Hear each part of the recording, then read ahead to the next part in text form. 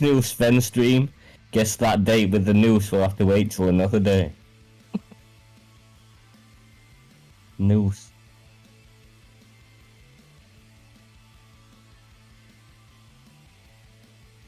Alright, can we just play some music to let some people get in here? Go tell your friends. Yes, SvenStreams is live. By the way, I'm streaming to Twitter now. Can anybody check this for me? We're doing Twitter, YouTube, Rumble, Kick, and, well, X. YouTube, Rumble, Kick, X, and Odyssey today. Isn't that fucking nuts? Yeah, man, let's see which one wins. Yeah, well, let's hope it works first. Because I don't know about any of this. I don't know if any of this is going to even function semi-competently. Why don't you load up Odyssey now and see if it's live? Am I even live right now on Twitter?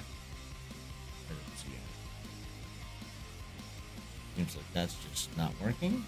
That's cool. Well, let me post it. We're live at least. Oh, yeah. Why are you meant to be live on Twitter right now? Yeah. Cool.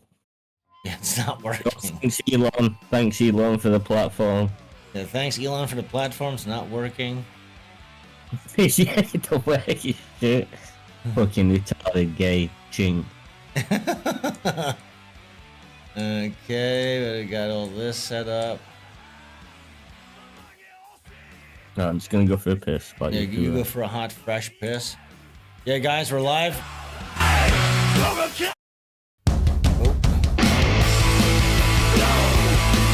Give us a minute.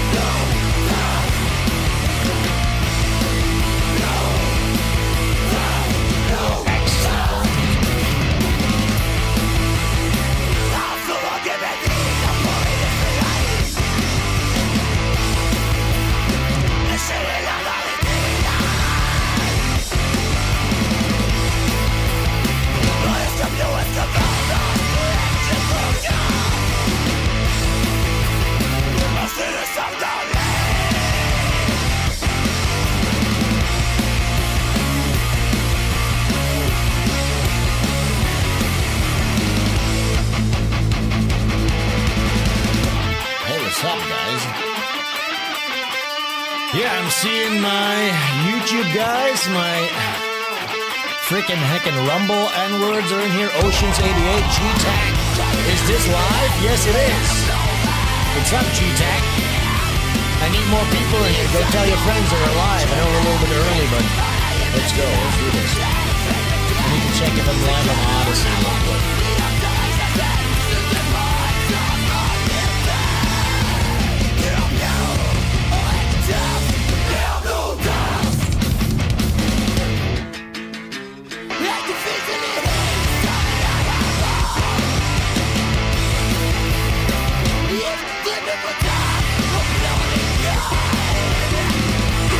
Yeah, we are live. Look at that. Look, there's a bunch of guys in here. Okay, we got our... Look at this. Yeah. What is all this? Jordan? What is all this? Holy shit, there's a lot of people watching on Odyssey. Hey guys, what's up? What's up, Odyssey guys? What is up? Rumble N-words. What's up, YouTube freaks? Here we go. We'll be going live in like 5 minutes to see if Ashley comes back. What's happening with this Odyssey chat? That's nuts. Oh, you did? We're just having a conversation in there?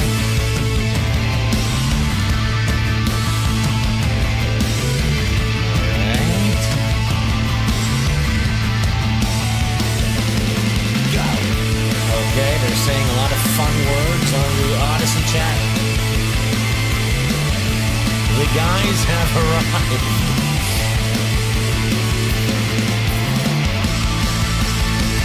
Yo, you ready to rock? Yeah, I'm on you. I got some confusing shit on the screen. What's happening? Yeah, rock.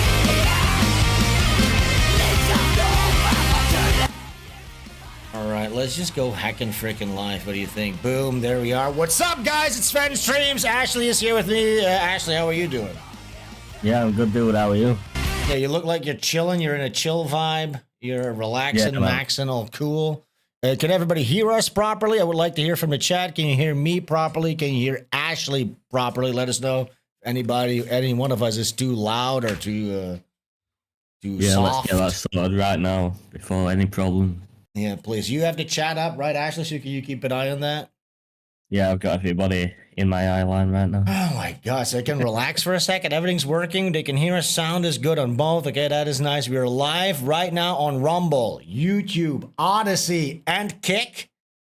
X didn't work out. Over the internet. We're everywhere. Yeah, we're all over the fucking internet. The Sven and Ash virus is taking over the country. Yeah, speaking of, have you seen that Anthony Cumia's got a new job on radio?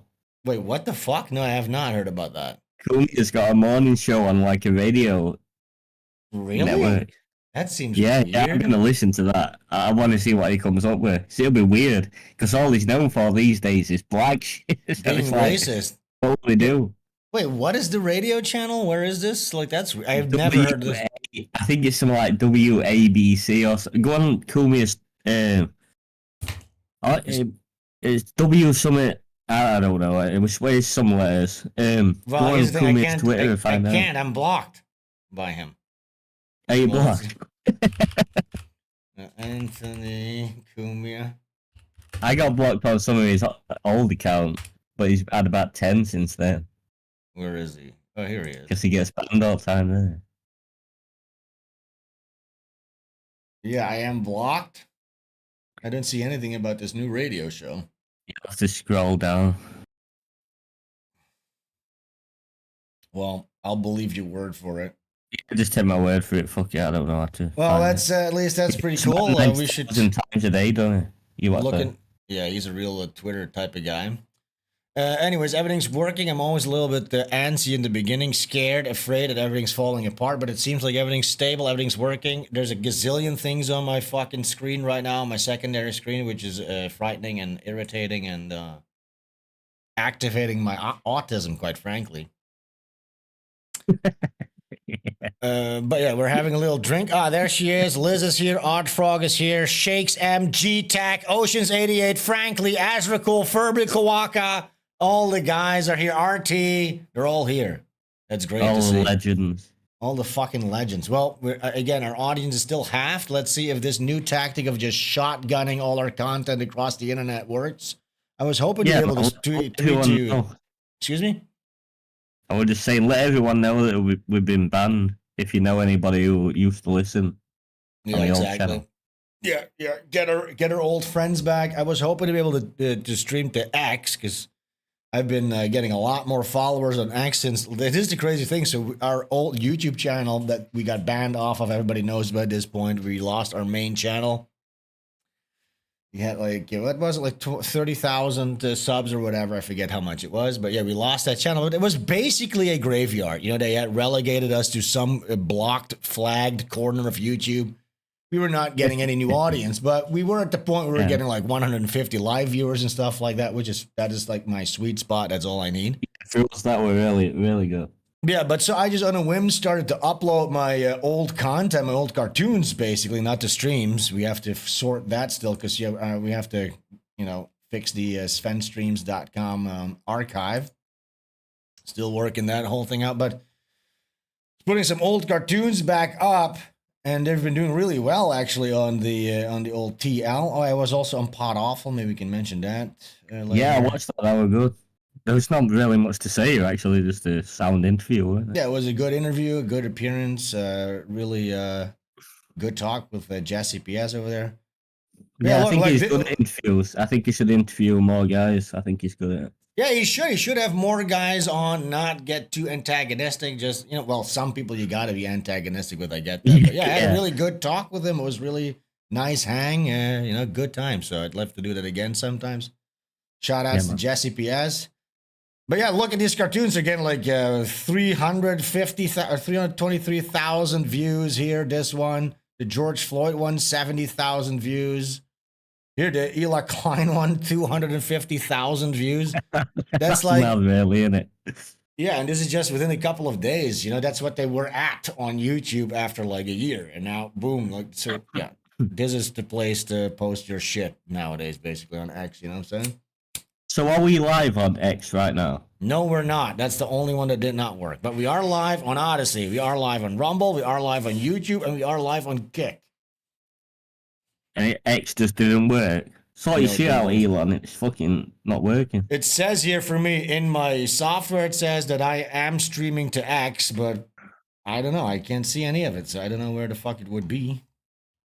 Yeah, let us know if you found us through X. Is it here? Where would my live stream be on X? It's not here. I'm not sure. Yeah, I don't know how it works really on X. Yeah, maybe I should stop the X stream just to save my resources here. Yeah, if nobody's watching, what's the point? Yeah, but where do we find this, guys? Does anybody know? Maybe we are live, and I don't want to fuck it up. There is a live tab, live on X, right on the right-hand side there. I don't know if you can click show more and find yourself. Yeah, scroll through everybody that's live. Yeah, Owen Benjamin's live, and he does it on here. See how many he has watching? She usually has about 1,000 viewers watching him. Yeah, so how many is found him on X? It's about 5 down. Yeah. Well, anyways, this is not working. I'm just going to get rid of the fucking X stream for now. We'll do that next time. I'll have to look into it more deeply.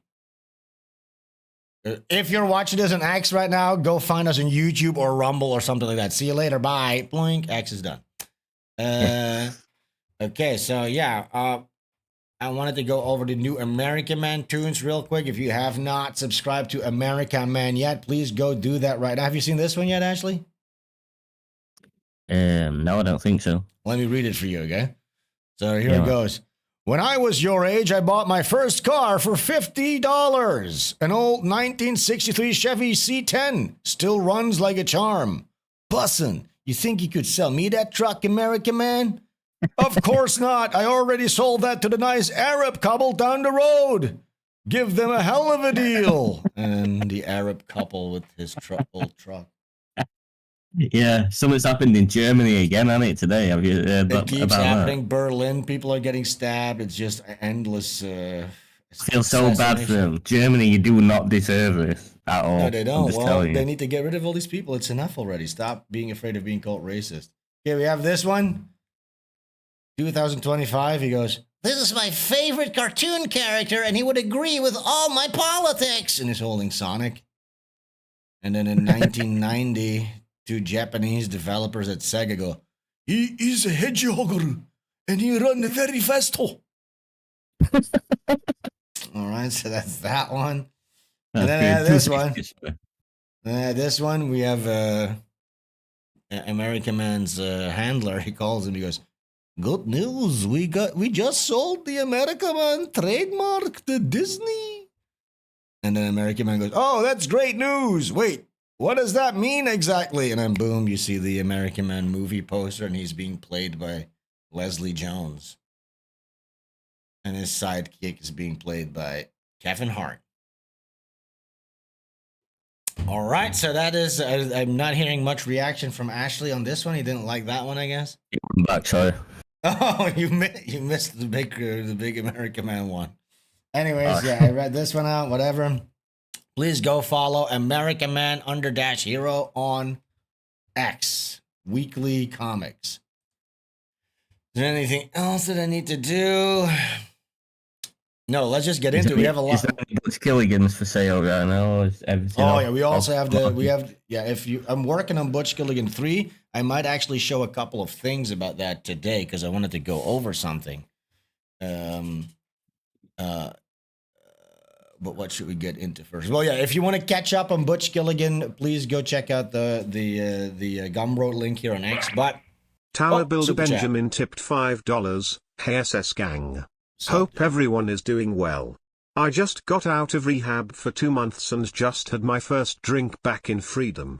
I am toasting to Sven and Dash. Is that what you're supposed to do when you're out of rehab? You have to grab a drink. You do a drink to celebrate getting out of rehab, you've got to have a couple of drinks. Yeah, I mean, what else? Yeah, I understand. Okay, so that's more like So when you're done with rehab for 2 months, you get out.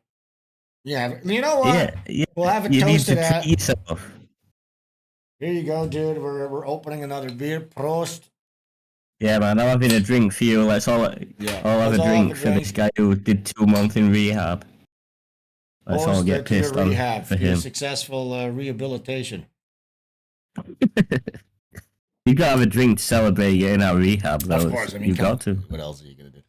All right, so let's just wet our beaks a little bit. There's a new short film that came out about George Floyd because it's Black History Month, everybody. You want to see this short film? Yeah, man. Here he is.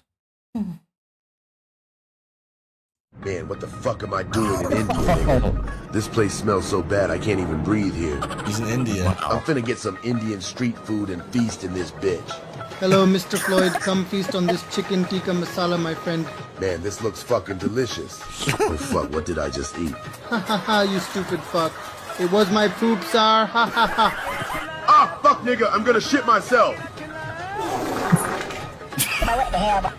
Man, what the fuck am I AI is just fucking amazing. It's so fucking stupid. It can be art based on this. All right, then. Well, I was just making 4 or 5 posts about how it's not art. But yes, I agree with you now. This video convinced me.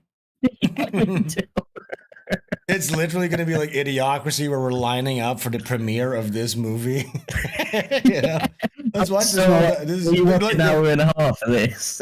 The writing is so great too, because it's George Floyd. The synopsis of this film is George Floyd, who's dead, but he's alive, and he goes to India and he eats street food and poops his pants. Yo, that's really what an arc. Man, what the fuck am I doing in India, nigga? This place smells. Man, what the fuck am I doing in India, nigga? This place smells so bad I can't even breathe here. I'm finna get some Indian street food and feast in this bitch. Hello, Mr. Floyd. Come feast on this chicken tikka masala, my friend. Man, this looks fucking delicious. Oh fuck, what did I just eat? Ha ha ha, you stupid fuck. It was my poop, sir. Ha ha ha. Ah, fuck nigga, I'm gonna shit myself. He dissipates. He's gone. Man, what the fuck am I doing in India, nigga? He turned into a pile of manure, it looks like. Yeah, man, that's amazing. Yeah, isn't that great? That's brilliant. So fucking stupid. Look, speaking of more AI slop, this one had me in stitches too. Look at this one. This is hilarious. Look. What about your image as a shy, humble? I guess it's not AI. Well, it is AI. Well, look at this. It's Elvis Presley. What about your image as a shy, humble country boy? Oh, I don't know what makes him think that. You know.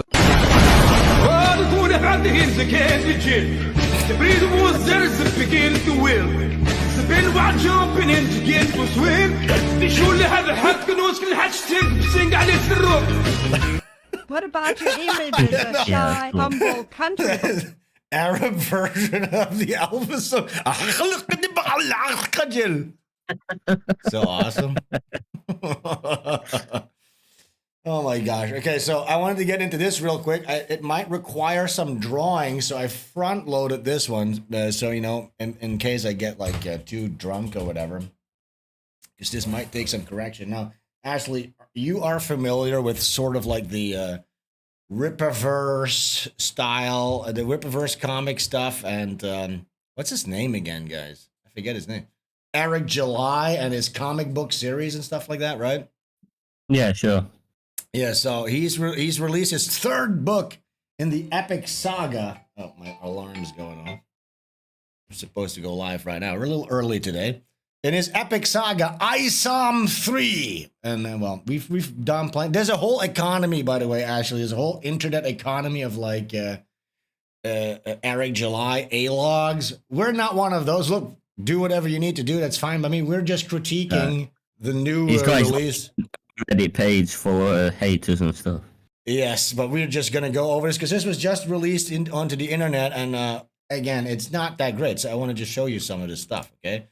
So first of all, we have the cover. This is the new cover of his epic book. And like Ethan Van Sciver, shout outs to Ethan, my boy, my guy. He says, this might be the worst third act cover of all time. Yeah, so this is the third act, the third book, and this is the cover, which just has a sad guy on it, basically. You know what I'm saying? Does this entice you really to read? A sad black guy for start. Like, it's a sad black guy that looks like it was traced from a photograph. This is something that I want to explore a little further because I feel like what bothers me about this and what makes it so devoid of personality or spunk or spirit is it feels to me like all this shit is being traced of like stock images that they find. But yes, but that's besides the point for now. Look, if I imagine, look, you're going to make, it's the third act. That's the finale of your first arc. It needs to be exciting. You know what I'm saying? You don't want to put like a moping black guy crying. It should suggest what is to come in this final act, the thing we've all been waiting for. Yeah, and it turns out he's just kind of depressed. And by the way, I think it's meant to be like he's battle damaged because he has like a little thing here and a little scratch here. But again, you know, it's so muted. So first of all, imagine you're gonna go with the creative choice of having like your character depressed in turmoil, which usually happens at the end of the second act. So that should have been book 2 maybe, but.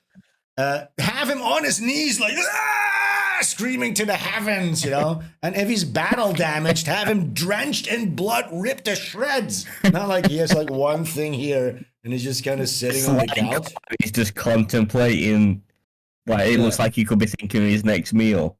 Yeah, he's slightly upset about something. Maybe it's not, you know. I'm not really that excited to find out what he's like. Slightly upset about. You know, speaking of comics, before we get off the subject, I actually watched a documentary recently on YouTube, and it's all about how Stan Lee didn't really create all his characters, and all his actual artists created everything for him, and he just took all the credit. Cases. Well, I don't know enough about that stuff, but yeah, I've heard that shit too. There's a lot of these disputes who created the characters first and stuff like that. I do not know a lot about that stuff, but you know, there is like a pattern there where a lot of like guys that change their last names for some reason, they tend to plagiarize stuff, you know? And they take advantage of shy little artists who won't stand up for themselves. Like Zuckerberg, famously, he didn't change his last name. He should have made it into like Mark Steele. Or something like that. It would have been, not Steele as STEEL, not Steele because he stole Facebook. Stan Lee's real name is Stanley Lieber or something, isn't it? Yeah, Stan Leibovich, whatever. Yeah, something like that. Einstein famously also stole his theories from someone. There's a lot of these types of examples, but you know what? Let's get back. Katie did cut that little aside. We're back, Katie. Hey, Katie, what's up? I hope you're doing well. No, look, so. The reason I think that he went for the reason that it's not like elevated or like interesting is because when they typed in a depressed guy, there's not a lot of like people screaming epically to the heavens in whatever stock photo archive they're using to trace their characters off of. You know what I'm saying? Yeah, man. If you go to your average stock photo website, it's like kids playing in the yard. You know, if you type in sad guy. These are the stock photos. They're meant for like an advertisement or something, you know what I'm saying? Or like a PowerPoint presentation. It's not meant to be a super awesome storytelling device. So yeah, if you're tracing your art from like stock pictures, you're not going to find very interesting poses. So yeah, I thought that was odd. And another thing, look, this might just be a pet peeve of mine, but when it says, here's like, so you have these blurbs on it, right? And it goes, introducing Max Salient and the Savage Lepredo. It's like, I don't even know what any of this fucking shit means. Now I understand. Look, maybe it looks amateur to me. It looks very amateur, especially the bottom part. Can Avery overcome his greatest foe, himself? Ooh. The way the font looks terrible. It doesn't match the angle of the paper at all. Yeah, and also the picture here also looks like it's traced. The characters in this. I bet if you could go looking for the original images of this now, and I'll explain this a little bit further when we go here. There was they released one of the pages for this. Now look at this. Now here's where it gets blatantly just terrible, right? So I'm gonna pull this up in my software real quick because we might have to do some draw overs here. And again, look, it's Black History Month. I know we do not deserve black culture, as per one of the videos that we will be watching later. Oh, look, here's my Butch Killigan character sheet. Let's get rid of that real quick. Yeah, and we're going to ignore black culture as penance. We're going to imbibe in no black culture all month. Well, actually, what I was saying is we're going to give back because of everything they've done for us. So I'm going to correct this page. Okay. You know what I'm saying? Okay, that was more the angle I was thinking. But okay, Ashley, at first glance, can you sort of see what is going wrong here? A white man misses a punch, and then it's the white man behind the black man. I don't know. No, I don't know if it has anything to do with the race necessarily of these guys. But look, so these are two angles. They come one after another. So this guy, he has a right hook like this. Oh, let me put on my color. Right hook like this with his right arm. And then in the next panel, and then ISOM dodges like this. But in the next panel, he uses right hook again, right? And this guy dodges again to this side. Now, when you're punching somebody, you go like this. Right, left, right, left, right, left, okay? You don't go like this. You don't do a hook and then, who does this? It's just unnatural, right? So there's something missing here. There is... Look, this is how you get this. You get the flaw here, right, Ashley? Right now, you understand? There's a missing panel where he either pulls back his right hand, or the next panel should have been a left hook. Exactly. So there's a panel missing in the middle where he pulls. Or this should have been him either pulling back his right arm, and then or his left arm, I guess. Well, yeah. Look, so he could have been swinging with his left arm here. Wait, why is my color off? God damn it. God damn it. Yeah, so there's a panel missing, basically. There's either a panel missing or they should have flipped this. But I think whatever reference material they were using, you know, if you're doing like a photo collage to trace your characters off of, I think that's where these types of mistakes come from, because they're not thinking about storytelling. They're not thinking about the composition, about staging, about line of action, silhouette. I'll explain a bunch of that stuff later, because I have a page here. Guys, real quick. This is really crazy. This is Butch Killigan 3, a work in progress page. A similar shot here. Ashley, are you still with us today? Completely, dude. Oh, yeah. Sorry, man, if I sound too pissed. No. So this is a page of Butch, or a panel of Butch Killigan 3. Don't mind the stuff at the bottom. It's really rough. But here's the difference between something like this. Look, if we were to do a tracing here of the silhouette, okay, Ashley, can you read the chat for me too? Stick with me a little bit here. Different, you just doing such a good explaining job. Okay, I didn't want to interrupt you. Okay, that's fine. I'm gonna do a little silhouette here. It just goes past the characters, and this is giving back to the black community. Okay, we're just giving them some tips. We love them so much, and we're so grateful for everything they've given us over the years. Yeah, man. Benjamin says, did anyone see the new Captain America? Was it any good? I don't know. I didn't see that. Me neither. Now, look, so here, if you're talking about silhouetting, these are the silhouettes of this panel. Look, so these are the panels. This is the silhouettes. Now, can you at all decipher what's going on here? By the way, this is basic. This is basic comic book shit, okay? Silhouetting, line of action, staging. If you go to Butch Killigan here, for instance, an example from my comic, I'll get rid of the shadow at the bottom here just to illustrate this real quick. Look. Select this real quick. And by the way, this is unfinished. This is unfinished art right now. Look at this. You can tell what's happening, am I right? You can tell what this is supposed to be, yeah? Absolutely, yeah. So that is, and you have a line of action as well, which is this. Let me turn this back on. And again, this is an unfinished page, so I'm actually very vulnerable right now. Like this would be the line. The line of action is this. Zip. That's the line of action. And actually, I will be adding some speed lines here like this. And then maybe like a here in the back. You know what I'm saying? Yeah. But so that is how you would do that. But I think this type of stuff happens because they're dragging and dropping picture. Now, I don't know enough about, like, look, of course, it's fine to use reference images if you're drawing like a gun or a weapon or an airplane or even a guy's pose or you need to know how the muscles of a leg look. Fine. But if you just are tracing stock images, which it reeks like that to me. Like this seems like it's traced because it's just devoid of personality. And what happens is when you start from scratch and you panel out something, you're like, okay, I need to draw a character that's dodging punches. Tower Builder Benjamin tipped $5. Life is hard on the bone top. Life's hard on the bone top. Thank you so much for the super chat. Look, if you want to stage that, you think about the camera angle, and then you think about the lines of action, because the line of action here is this. It's this punch. This punch, like, oh my God, why is my coloring so fucked here? The punch is like, oh my God, Ashley. Punch goes like this, and then he dodges like this. So in the next panel, he should punch like this, and he should probably dodge like this, something like that. That would be a more proper thing. But he uses... in my mind, this panel, this black guy in the middle is basically not really involved in the fight. It feels like the first punch is aiming for the white guy and he misses.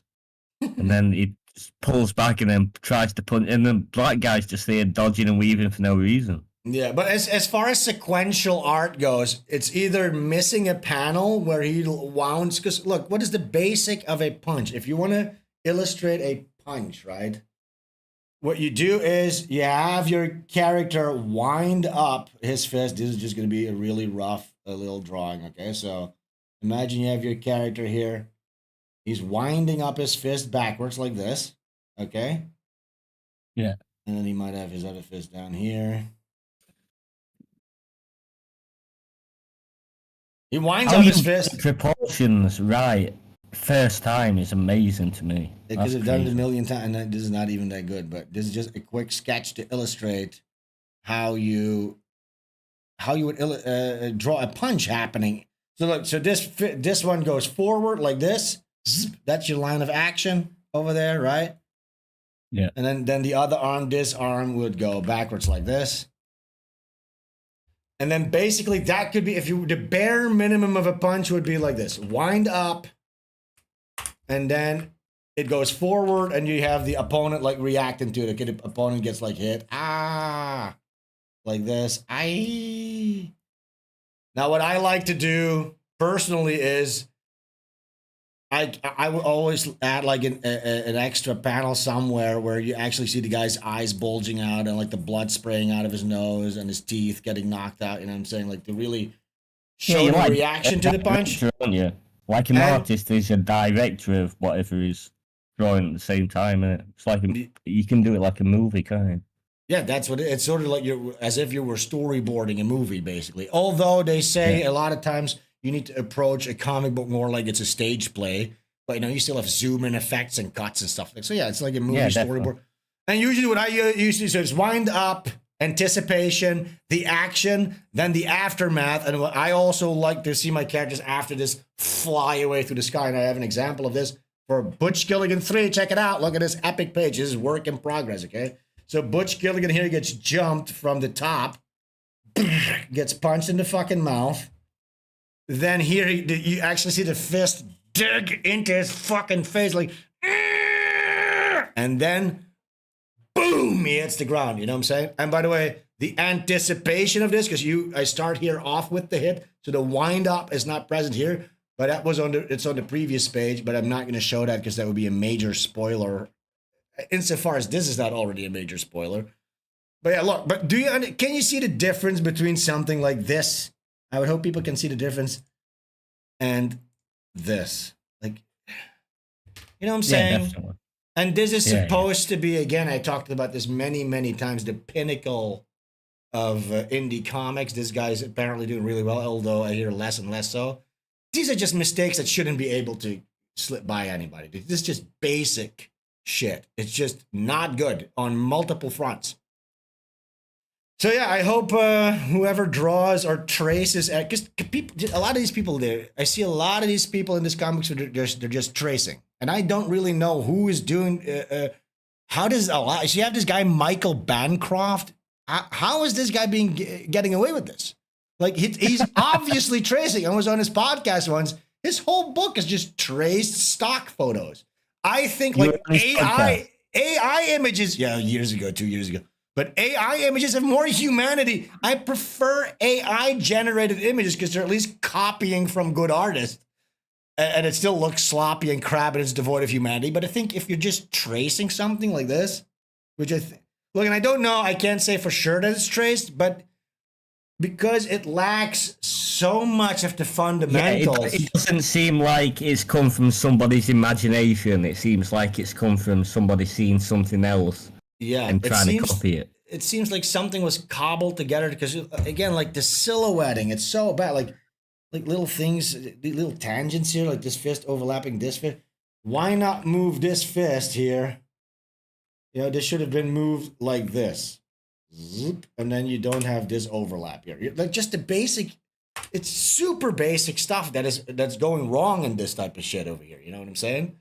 And I think the way to explain that is because they're just tracing reference images. Excuse me? Is it bad to overlap? Like his hand being over the other hand? Is that well, look, this is already such a giant jumbled mess because look, this is your silhouetting here. You can't, look, if you squint at this scene, everybody look at this and squint, you can tell what's happening. Because look, if imagine this hand here, imagine if this hand, this arm, the enemy's arm, was behind Butch Killigan's arm. It just messes up the readability. What you're doing when you're illustrating something, it's similar to like aspects of graphic design and stuff like that. You're making appealing shapes, silhouettes, I get you. Form. Yeah. You know what I'm saying? Capture the most beautiful or most artistic moment of any shot. So you'd never pick like if you took 1,000 photos of a moment, you'd never pick the one that didn't have all these. Yeah, so what makes the medium unique is that you have total control. You're not just having a bunch of actors doing stuff and you hope that you get something good out of it. You have total control. This feels to me like this feels to me more like a photograph than an illustration. You know what I'm saying? Even though it's passing as an illustration, but it feels like a photograph. There's some shady shit going on here behind the scenes. And I just think it's not very good. There you go. That's my analysis of ISOM Book 3. It's not great. The cover's not great. And if this is going to be the content of it, that's not good either. And it's just embarrassing that this is hailed to be one of the greatest indie comic since the greatest thing since sliced bread, the most awesome indie comic out there, even though it's just simply not. Have you ever heard of it? Well, you probably have because it's famous, but a comic called Watchmen. Of course, yeah, I've heard of that one. What is that, Michael Moore or something? I actually bought, or who is Alan that? Moore. Alan Moore, yeah. Alan Moore. I got Sin City here the other day, which is also a classic. Who's that by again? Frank something. Is it Frank something? It is, who's this again? Steve Miller? No, who's this again? Frank Miller. Frank Miller. Yeah, this is by Frank Miller. This is a really good one. I've been studying this because I want to do more hard shadows and stuff like that in Butch Killigan 3 that I'm working on right now. But yeah, Watchmen. I've never actually. I don't know about Watchmen, but I'm gonna watch like a motion comic of it. Cause apparently that's on YouTube. Mm-hmm. Yeah. I'm gonna watch that. Yeah. Well, I don't know. There's like I think Rorschach in that book is really based on Red Pilled guy, but I hear the writer of this was also again like a liberal comedy type. Yeah, man, he is. It's in English. I've watched interviews with him because he interviews people. Well, he's interviewed by people that I listen to, and he's very lib. Yeah, so like I can't do it anymore. Actually, I can't. What do you? Okay, let's talk about Severance real quickly because you put me onto Severance. Now I like it a lot. I was Jesse PS was live yesterday. He was doing a Severance stream, but he went to his pizza fund, so I couldn't find that. And he said a couple of things that I also noticed. First of all, he said that Mr. Milkcheck, the black guy, has a big booty, has a big juicy badonkey donk, which I noticed that too. Me and my wife were making fun of that. He has a big booty. Oh, there he is. We talking Severance? Yeah. So I hear Jesse is really obsessed by it, but I have not been reading any of the stuff. The way I go into something like this is completely blind. For instance, we watched Nosferatu. I didn't even look at a trailer, no reviews, nothing. I do not want to get spoiled. Now, my wife, she reads stuff on Instagram, blah, blah, and then she inevitably is coming before she's seen it. Yeah, she'll get spoiled, and then she goes like, "Oh, I know something that's gonna happen." I literally say, if you tell me even the slightest hint, there's gonna be domestic abuse, I swear to fucking Christ. Like I said, this is such low IQ shit. Because what are you doing now? Now you're watching this season, waiting for that moment that you were spoiled on to come. So you have made this beautiful artistic experience that you could have been partaking in, and now you're basically waiting for the bus. Like, okay, when is the moment coming? You know what I'm saying? Yeah, man. So you shouldn't spoil yourself. It's just it's like such low impulse control type of behavior. That is why I'm not researching anything. I'm not looking into anything. But another thing that Jesse said is... Sober Sheldon in chat says, Adam McKay's face has something going on. It doesn't sit well with me. Yeah, there is something really weird about his face, but it works for this show, I think. The main character, you mean? It's like there's something slightly off-put. I know in his name, Adam Scott. He's probably Jewish. I don't remember. I would yeah, maybe. Well, Ben Stiller's got his hands all over it, hasn't he, this show? Yeah. So that's the thing. Let's see what our resident Severance expert here, Jesse PS, he says, yeah, I don't like being spoiled either, but I do like guessing what's going to happen. So, that's the whole point of a mystery like this. Now, a bunch of the things that Jesse mentioned is, yes, here's one of my worries is, like, this is going to be a Lost type of situation, because usually I don't really get into series at all. I haven't watched anything. Now, Severance is so fucking good that I'm going to keep watching it. But this could be a Lost situation wherein J.J. Abrams, he had his mystery box method of storytelling, where he would say, you just introduce mysteries. Oh, there's a polar bear on a tropical island. Oh, there's a man carrying a coffin running through the woods. But they didn't. These were setups that were never going to get a payoff. No, and there were never any satisfying answer to any of these problems they brought up. Unlike Breaking Bad, which set things up, and you did get the most satisfying payoff in every situation, basically. Which is the most basic thing in storytelling. You set something up, and then you get a payoff, right? But Lost didn't really do that. We've all been traumatized by it, because I think that was like 19 seasons of just the most intriguing mysteries, but how good is a mystery if there's no solution or reason or anything, no rhyme or reason to any of that fucking shit? You assume somebody has a bigger plan behind it all. Yeah. And then another thing that Jesse mentions that it reminded him. Ecosystem tipped $10. Never saw Severance, but did listen to the Severance podcast. Because I am crazy. What the fuck is this? Wait, excuse me. Wait, the Severance podcast is about Severance, or is that a different thing? Why would you listen to a podcast Tower about Benjamin tipped $5. My favorite part of Severance is the gay will they/won't they relationship between Christopher Walken and I John was going to get into this. Because over retirement age men deserve to each other. Yeah, thanks for the recommendation, guys. I'll just go through it first, and then I'll be back in a minute. Okay. Another thing that Jesse mentions, that it reminds him of Portal 2, which is also one of my favorite video games, and I do like that sterile corporate, immoral corporation that you have to get into, and it has all these weird rules that are nonsensical, almost absurd and surreal. So I love that aspect of it too. But yeah, what you just said is true. It's paused. So the whole conclusion to this series could be a rug pull, and it's all some gay ass shit. Okay, because if you don't know, I'm gonna spoil Severance for you guys. So it's like this weird corporate thing, and when you're severed, you have like a brain chip implant in your head, which means they split your brain basically. Wherein the second you enter your office, That's you. How to explain this real quick?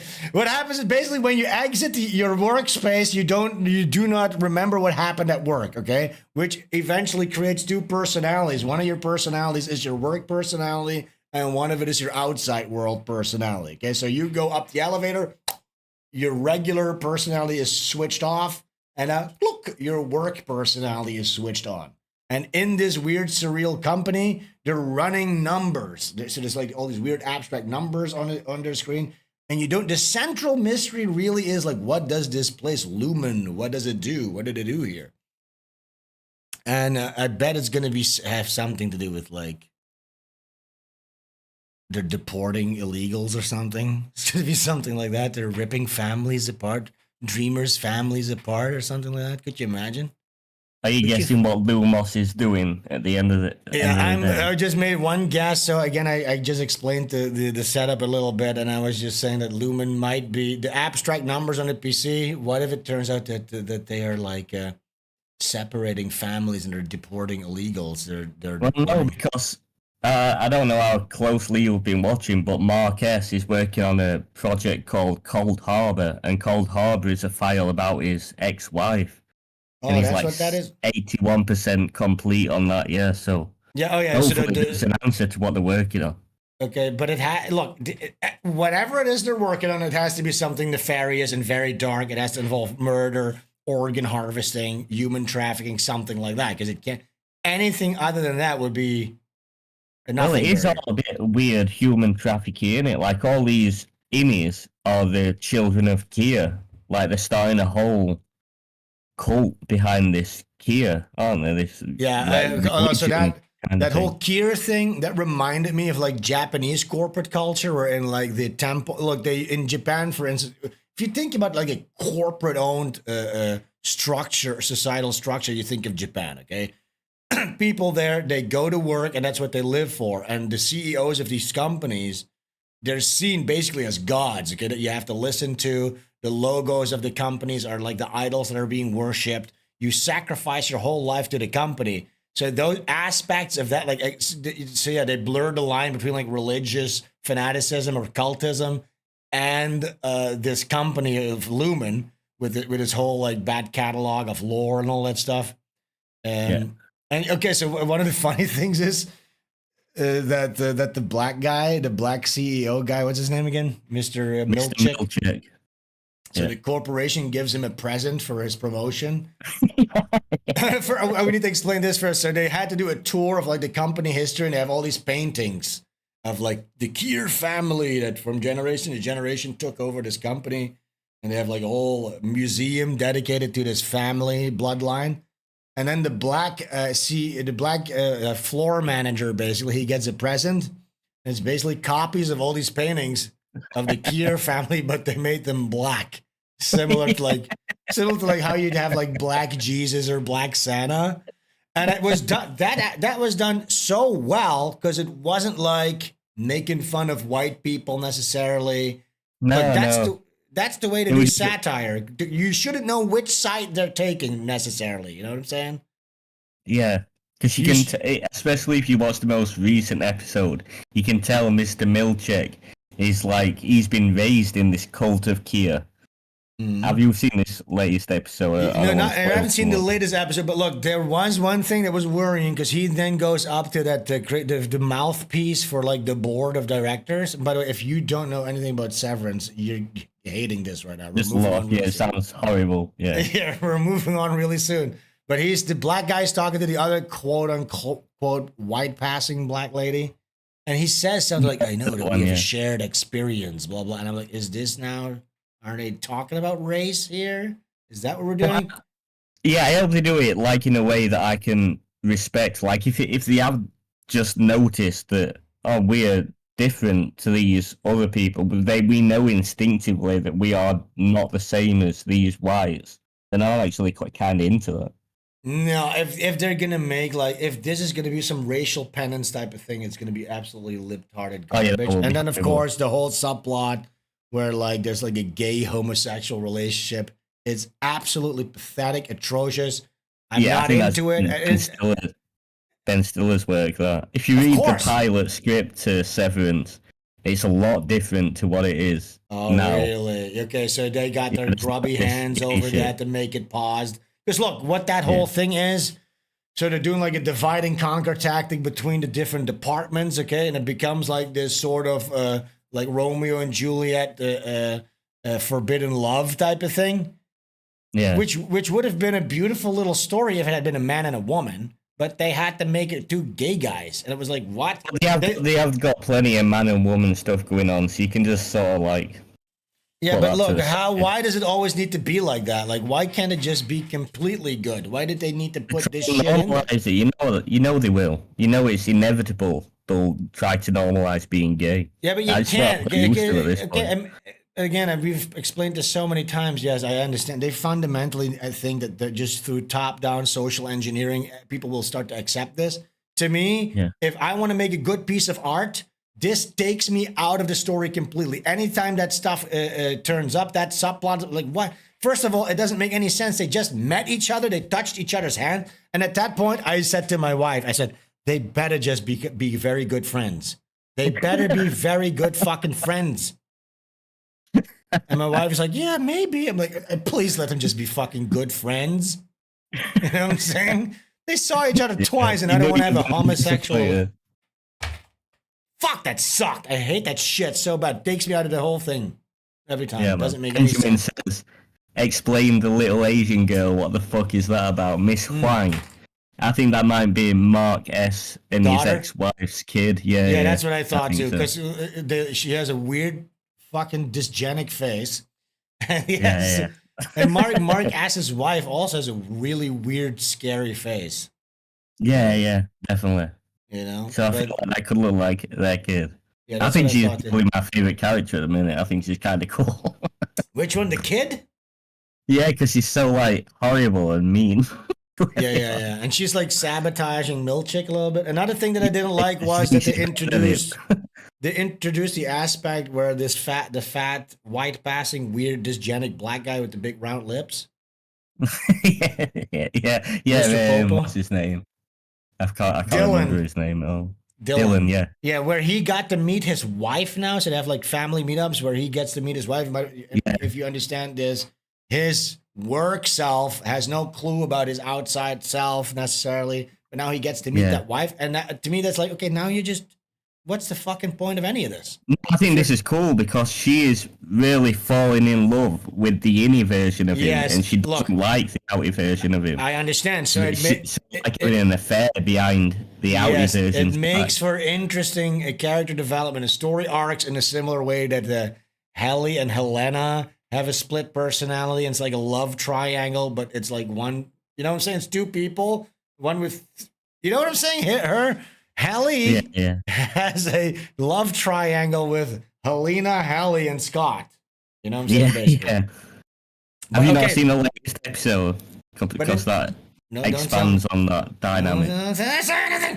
But what I do, I hate the fact that they allow the outside woman to come in there because it ruins the concept of Severance and Lumen. Like, why the fuck would they ever allow that? What's the point? They want him to be severed.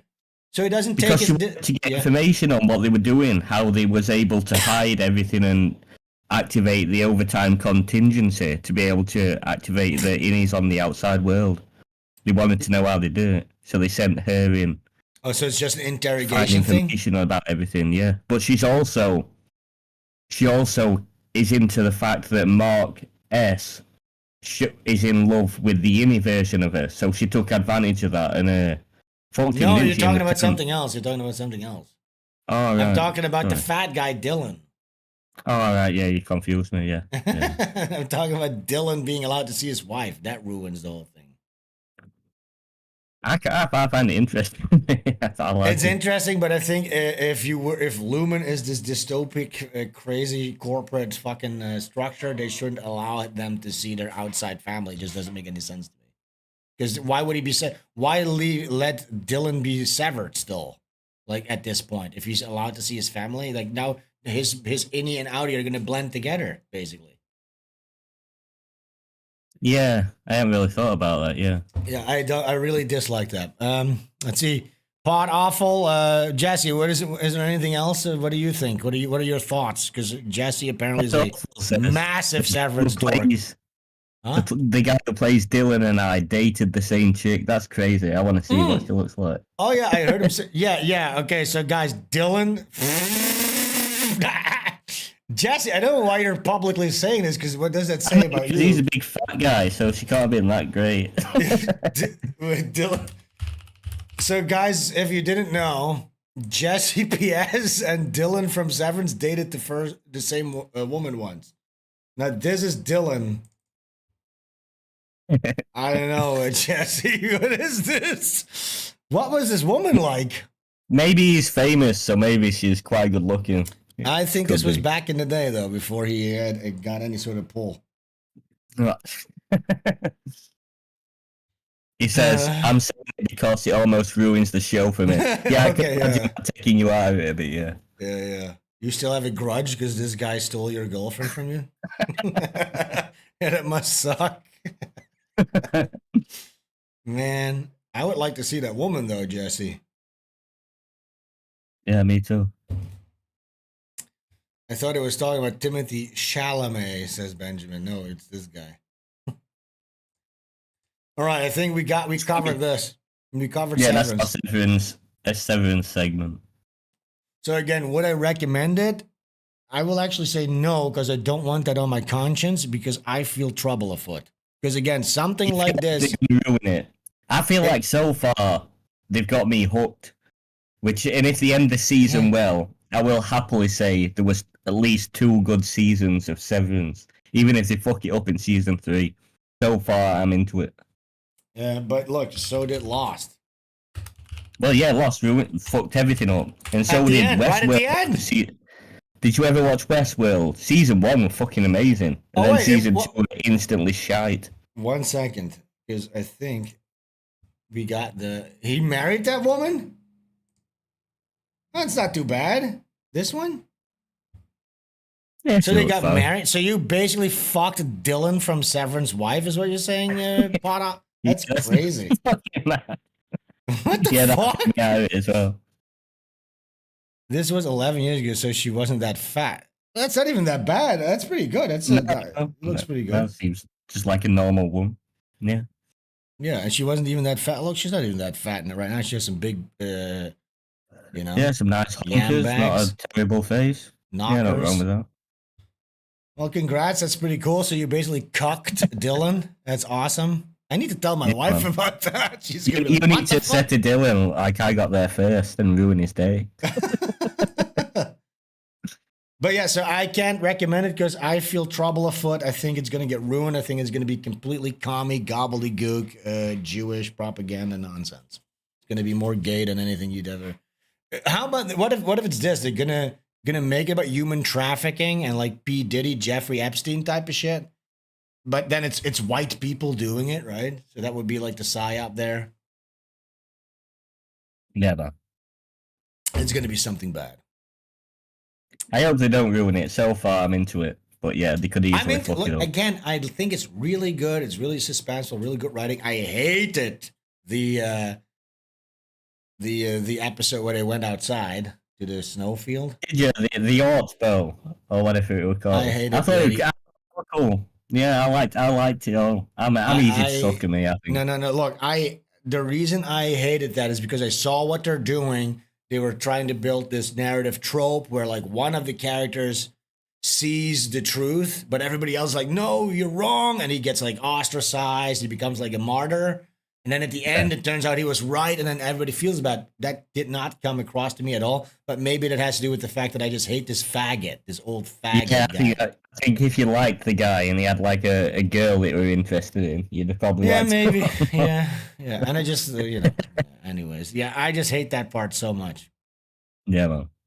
I thought it was a good episode. I like the fact that the outie version of Helena just really wanted to experience something real, so she became the innie version so she could get with Mark. I thought that was kind of interesting. Yeah, she got heckin' fricked by Mark on the inside. She got so fricked. I wonder if she gets pregnant and how weird that'll get. Oh yeah, and then after the god, yeah, there's gonna be some. How much seasons is this gonna be? Because I am hooked. I think I'm gonna watch. we should stop at number 4. I think you've got 2 more in you with this crazy concept. I don't think it can go on beyond that. Please, I need this to end because I'm hooked. This is why I don't watch shows because you get too into him. Yeah, I'm saying that. I'm into this shit. TV shows, so. It's really good, but I'm hesitant to really fully embrace it. But all right, so let's move on to our next topic. We have Black History Month. Here's something in the news. Ashley, did you know that the black woman from Wicked is going to play a new role? Did you know that? Play Jesus Christ. Yeah, doesn't it make sense to you? If Hollywood casting and like the Netflix blackification, I literally did the Americaman comic about this fucking phenomenon, right? The blackwashing that Hollywood does. We've reached the apex. I just think that the Hollywood mafia, they realize, oh shit, our time is numbered with this. We need to just go to the nth degree, make Jesus black. You know, we're skipping Superman, James Bond, Spider-Man is already black. But we're skipping over those real quick. We don't have much time. Just make Jesus black. And somebody picked up a phone and go, I can vote, make Jesus black. Make him fucking black. But sir, and make him a fucking woman. You know? So yeah, now Jesus is a black woman. Emergency button to just activate the nuke of what they were aiming for all along. Yeah, this is the peak, the apex of blackification. They're going to make Jesus Christ, Jesus a black our Lord and Savior who died for our sins, is going to be a fucking black. It makes no sense because the most ignored and the opinions you respect the least come out of the mouths of black women, so there's no way it did become a if you're a normal person, not if you're a liberal or a conservative MAGA tart, you love they view everything through the black and Negro consensus filter. You know what I'm saying? If a black guy co-signs your cause or your musical tastes or your fashion, that legitimizes it. That's the way America has been. Made to operate. So this actually makes a lot of sense, actually. I think if you look in the hearts of many Americans, their Jesus is black. Maybe for a very large amount of the women. Yeah, I've seen how insane they are. Yeah. Now, if some people, if people don't really remember who this person is, I just want to bring up a quick clip here. Is it Will Smith's wife? No. Like, remember this? You remember this press? This is like one of the greatest press tours that has ever been done by anybody. I just listen to this real quick. It's funny that this guy, I just like this based Chinese guy, by the way. Go follow that guy. He says, this is what happens when women are left to talk with each other without the much needed interjection of male rationality. And this really sums up this clip. Look at this.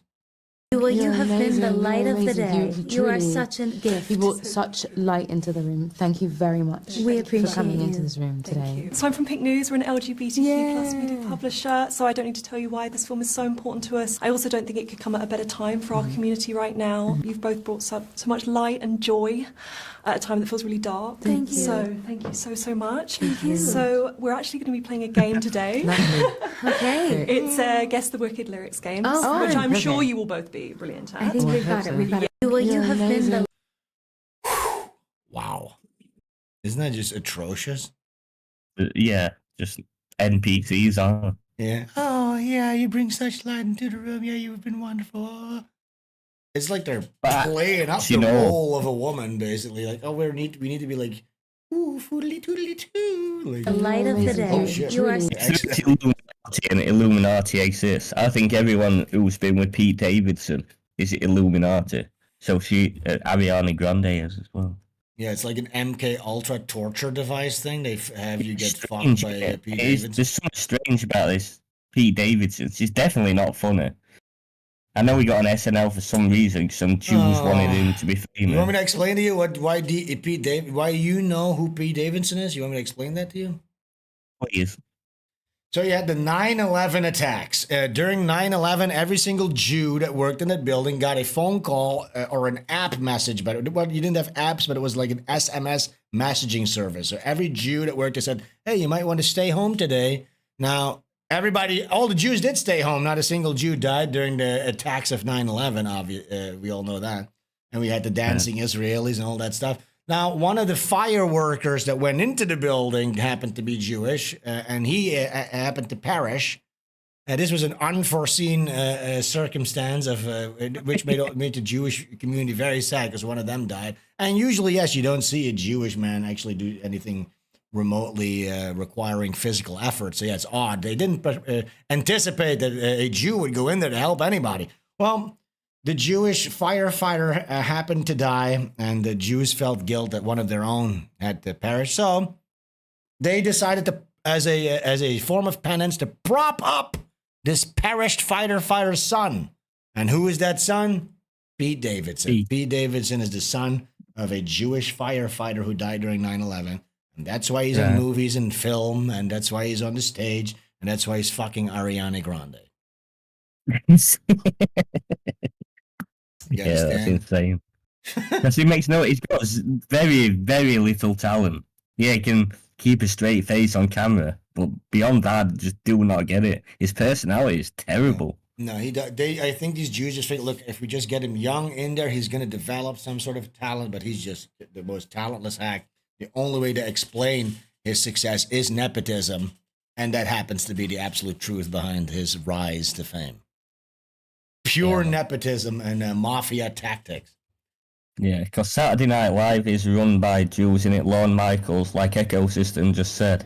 And he said, Lorne Michaels explicitly said that the 9/11 thing is why Pete got hired. Yeah. So, yeah, you're right. There you go. There you go. All right. So, Ashley, if you think we deserve black culture, you're wrong. Listen to this. And again, it is Black History Month. And all I can keep saying in my head is that, like, America does not deserve black culture. Like, black culture is too good for America.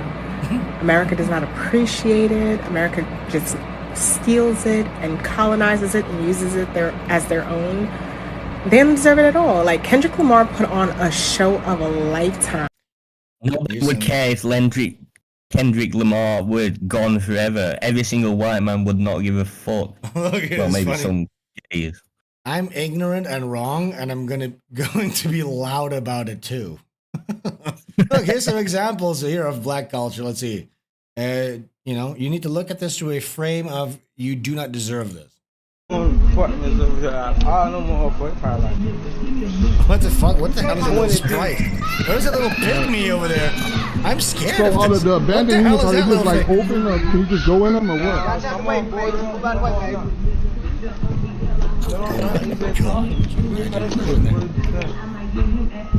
You gonna know when our family come find you. I speak a completely different language.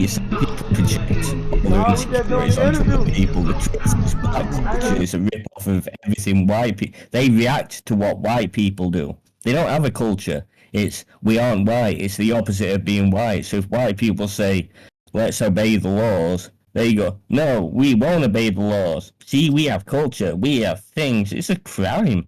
You're just a bunch of fucking idiots. You know, I see there is some resentment, of course, against the host society, but I don't think they're consciously opposing law and order. I think that runs through the blood, but I don't think they're choosing to do that. But it's culture. Shake that booty, bitch.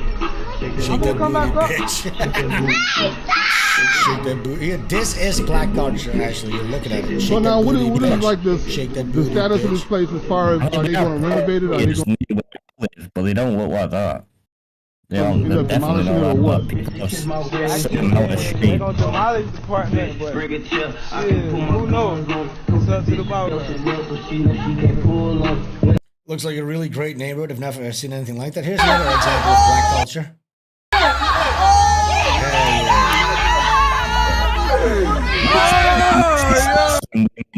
Most stupid women, most horrendous quote-unquote women possible. You mean lovely, beautiful specimens is what you mean? Oh yeah, goddesses, queens.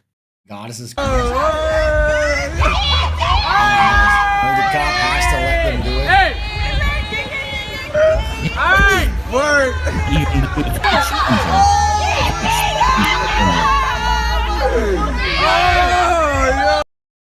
lets you know. I told you we don't fucking play.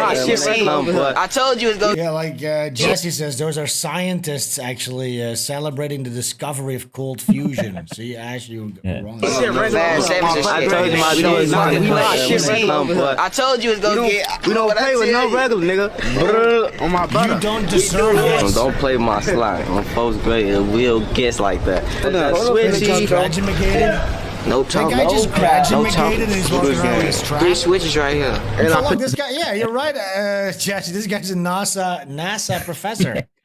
Why else would he be graduated from school with very high standards to graduate? I'm certain that happened. Yeah, he did. He deserves everything he accomplished. That's just enough right there. That's enough. 1, 2, 3. That's enough. Yeah, big we don't even get that shit off. I don't understand a word they're saying, but I bet it's very poignant and smart. Hey, what? It's the white man. Oh, who's this? Hey, what? It's the white man. These are white people being pulled over in cars. Hey, white, get their ass. Oh, wait. I've been from the Black Lives Matter time. 1 second, I have to do this real quick. There he is. Our Black React, he approves. Alexi says, I have to confess that I watch Black Reactors not for consensus filter reasons. Instead, I view them more like anthropologists. I'm just studying their hooping and hollering. Yeah, that's sort of like what we're doing right now, too. You know what I'm saying? Yeah. We're basically scientists. Helgi says, how many sticks do I have to give you to get a copy of BK2? What is sticks slang for something, actually, that I'm missing? Is that internet slang? I'm not sure. I don't understand that one either, Helgi, but I know he sounds so. Can you speak English, please? Thank you. Butch Killigan 2, the digital copy is available right now. Go to my Twitter here. Butch Killigan, and just to top the pinned comment, you can get the digital version. For the physical release, you need to wait, I think, a month or 2, and then the online store will be stocked back up to the brim, and you can get physical copies. And yeah, join the mailing list to get stay up to date for the Butch Killigan 3 campaign coming up later this year. Let's see what else do we have got. Reblactors. Yeah, I think we covered that part pretty solidly. We don't deserve black culture, but then have you seen this one, Ashley? Speaking of black culture, there's a lot of black stuff today, guys, because it's Black History Month. Hear this. These are black Africans, of course, doing Air Force training. Have you seen this? No, let's watch. This is really good. Ready to go to jump it out of the plane. Fit and knees together. Fit and knees together. Fit and knees together. Fit and knees together. Fit and knees together. What? Oops. It's like you lose control. Dumba gando lagombo. Kwango gwangwanga dango. Dabu dabu dabu. Here they go. They're doing really well. They're landing in organized fashion. They're adhering to. It just blasted through the windshield of the car. Funny. That one is so funny. You hear the car alarm go off. With. Tower Builder Benjamin tipped $5. Happy Black History Month. Besides Floyd, Candace Owens is the only one I like cause she is adamant on proving the First Lady of France is a man and Macron's father. Yeah, I like Candace too. Have you heard of that one? That thing that she's doing? Yeah, she's got a letter from the France lawyers. Yeah, but okay, can you explain what the conspiracy is that she's trying to? Yeah, she thinks that Emmanuel Macron, who is the leader of France, he got groomed when he was like 13 by some trans man, and that's his wife who he's married to now. That's why she's so old. Okay, now this is funny because I knew that you were probably not up to date on the facts here. So yes, there's been very many evidence that his teacher and stuff like that was a trans man that he is now married to. But here's the latest, Ashley. Well, speaking of great plot lines, that trans man, his father. No way. Yes. Holy shit, that's a huge twist. That's a twist. Emmanuel Macron is married to his own transsexual father. That's insane. That needs to be a Netflix. I have to pull this up now. Yeah, but there's many such cases. Apparently, these world elites, these fucking sharks for hire, these fucking sociopaths. Maybe that's the weird humiliation. Did you ever watch that Menendez brothers thing? That's what that's all about. These elite people who run these like entertainment businesses and stuff and get into politics and stuff. They all fuck the kids. Well, yeah. Even gaily, even with the boys. Wait, Macron father. Because I can't really. Yeah, look here, this stuff. How to process this. I've been watching Candace Owens, and she's been deep diving into this insane conspiracy about the French president, and it's unreal. So here's the deal: Candace Owens believes. No, look, this guy. Come on, that's his dad, and this is his wife. Come the fuck on, dude. Yeah, look, this same people, man. This nigga is married to his own dad. Look at this. This nigga married his own dad, motherfucker. Well, she knows that the French president is married to a trans woman, and not just any trans woman, but his own father. His father. I know that it sounds insane, but this woman has been researching for over a year to prove this. And if you don't feel like watching all the videos, I'm gonna break down the 3 major pieces of evidence that she has, but here's the backstory. Emmanuel Macron is the president of France, and his wife is Brigitte. She was allegedly a former school teacher. So here's evidence number 1. Yeah, so that was the whole thing that led up to this. That's where you were caught up. You were caught up to that point. That's where I left off. Yeah. He was like groomed by his elderly school teacher. She is definitely way older than him and all that stuff. So that's all way older, plausible. 1. So Candace dug up old records and found that there's actually no trace of this woman, no birth certificate, nothing. And even her school years didn't add up. Students say they never heard of her. Records are missing, and there's zero trace of a young Brigitte. Which brings me to piece of evidence number 2, where things get even crazier. Candace found an old article from the 70s about Macron's father, talking about how he disappeared for a period of time, only to return looking different. And old family photos show Macron's father at the time, after he reemerged after being gone, to have strange resemblance of Brigitte, Macron's current wife. But at that time, he was presenting as a man. Liz says, I'm 5 months older than my husband. Is that bad? Am I a groomer? Are you his dad? I don't think so. 5 months? No, that's probably, you're safe. You're good. That's fine. Basically, the theory is this. Macron's father legally and physically transitioned into Brigitte, and then later they fell in love with their own son and married him. And because they're so powerful, the entire story was just wiped clean until now. And Candace Owens is just getting savage. She's not holding back at all. Savage queen, Meanwhile, bitch. Macron's team is just scrambling to do damage control. Reports even claim that the French press has been warned not to even touch this story. Honestly, I don't even know what to do with this information. My brain is freaking... I mean, if that's real, that's just fucking awesome. You know what I'm saying? I hope to God, but if Candace is going forward with it, she must have some reason to truly believe it. She's dropped, well, has she dropped a Jewish question completely? I don't know, you know what I'm saying? But I would say that there is some journalistic integrity with Candace Owens. She has a lot to lose, you know what I'm saying? And she's doing really well. Yeah, so, definitely. look, she wouldn't... What I'm president of the country. No, but what I'm saying is she doesn't do like bottom of the barrel conspiracy theory stuff. No.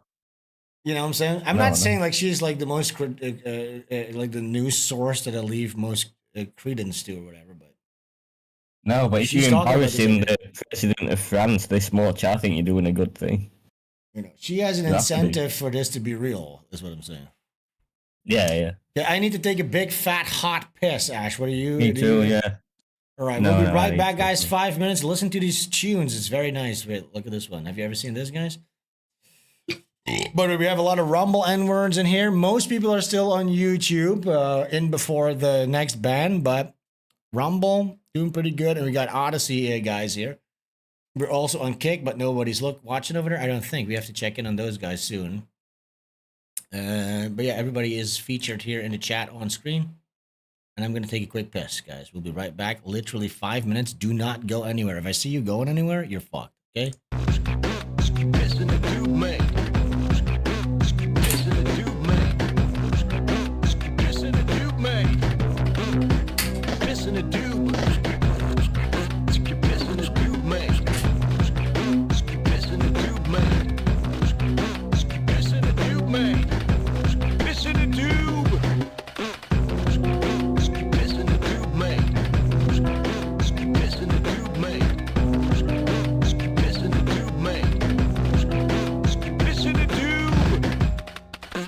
Piss in the tube, mate. Piss in the tube, mate. Piss in the tube, mate. Piss in the tube.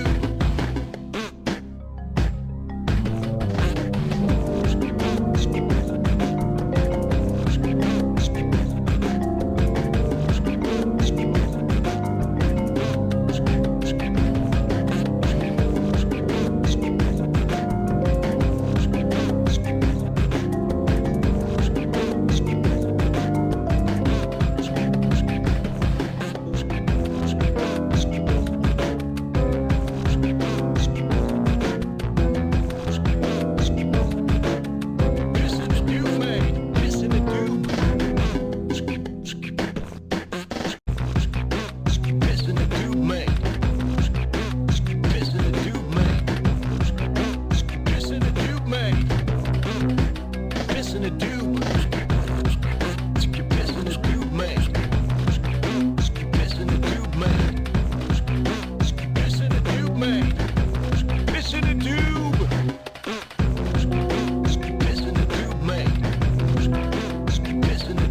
in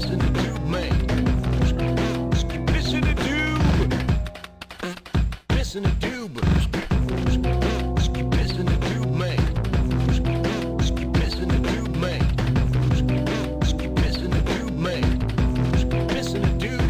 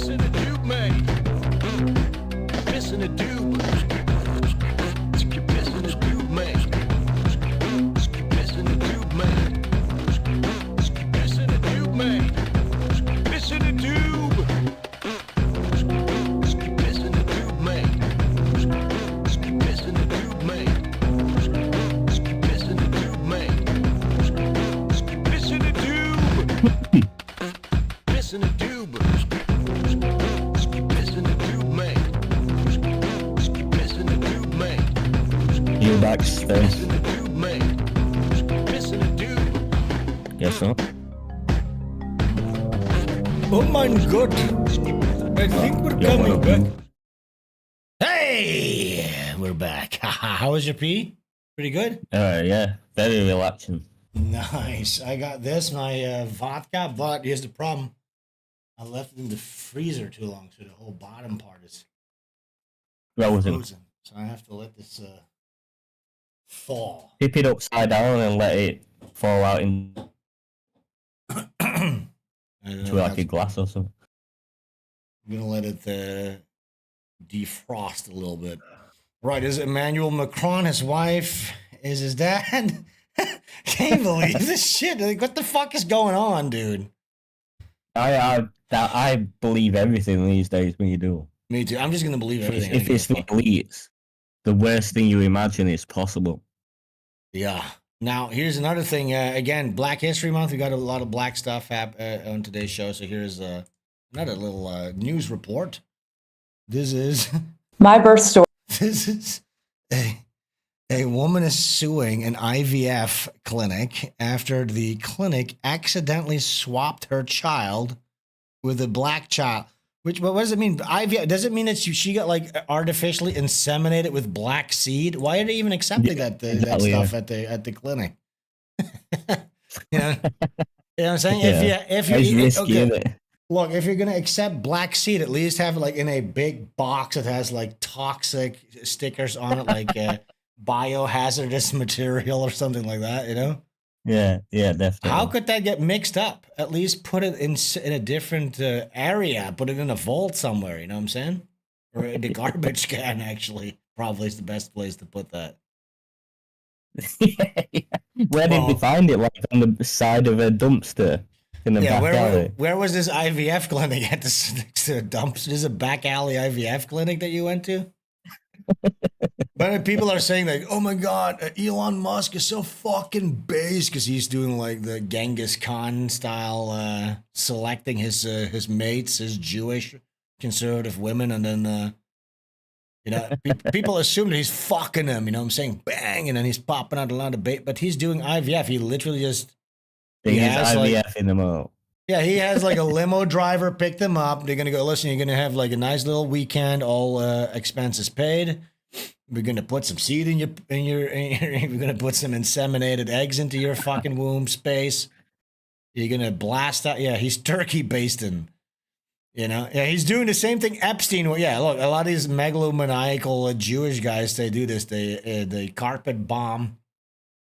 These right wing Jewish women with like test tube babies. But yeah, he's not fucking any of these. You know what I'm saying? He's not based.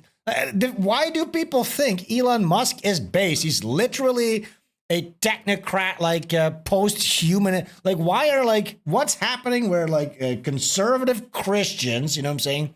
They believe in the natural order of things. They're all rallying behind a guy that's the opposite, like a crazily autistic, artificial insemination AI brain chip guy. Like, what the fuck? Why? Like, it's so crazy. I just don't understand. Yeah, because we're simply in crazy times, dude, and there's nothing else going on. There's no evidence of God, but there is evidence of Elon, so people are behind that. Dude, I have a bunch of Elon things because he did another crazy event, and it's so fucking cringe. We're going to look at that next, but and somebody says here, Gatch says Lauren Sutter had ass. You can say sex, dude. With Destiny. Can you comment on that? Yeah, I saw that meme going around, like, you know, a depressed bitch pictures like Lauren Southern's face when everybody else is having sex with Elon Musk, but she fucked Destiny. I thought Destiny were gay, and he the one who were like sucking Nick Fuentes' dick. Well, I don't know if it's Nick Fuentes' dick, but yeah, there was literally footage. Okay, how liberal do you need to be? On what scale of liberalism do you need to be that when a literal video of you sucking another man's cock releases and it doesn't do a dent in your career, nobody cares. Everyone's just Are your audience just demons and sub creatures from the sewers? Yeah, yes, they're sub creatures from the sewers. That's his audience. Because he literally said like, okay, with his like his jaw like this. His jaw moves left to right because he's fucking hopped up on fucking speed and amphetamines all day long. To like suck a dick and that, you'd have to take drugs every single second. Forget about it. Yeah. I don't know if speed is. You just take any drugs, wouldn't you? But it's taking a lot. Imagine taking speed and then sucking a man's cock. That's darkness, dude. That's fucking dark, man. That's so fucking dark. Speed. If people don't know what speed is, right? Like speed, that's already people who are addicted to speed. It's meth, basically, right? Somebody once popped they rolled up a ball of speed into like a cigarette roll paper. Yeah. And they put it in my Coca-Cola. Okay. They drugged me basically as high a little bit. Yeah. I didn't sleep for 48 hours. I was completely fucking, and it was like this darkness, like a feeling of like being like in a needle, like the dark needle woods in like Snow White or something like that, like needle. Or next to like a dripping pipe on a rainy day, and you're just walking through an alley, a dirty alley. Wait, that's what it's like? You're describing the speed. Have you done meth or speed or something like that? No, I've never done meth. It's not like walking through a serene environment and hearing a dripping pipe. No, it's like your brain became needles. That's what it's like. Pure anxiety, yes.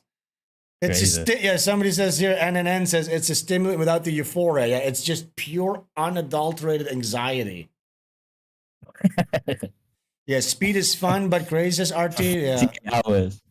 That's the shit that like Lemmy did. You know what I'm saying? That guy was really hardcore to do speed all day long and drink whiskey. Shall we watch a bit of Lemmy?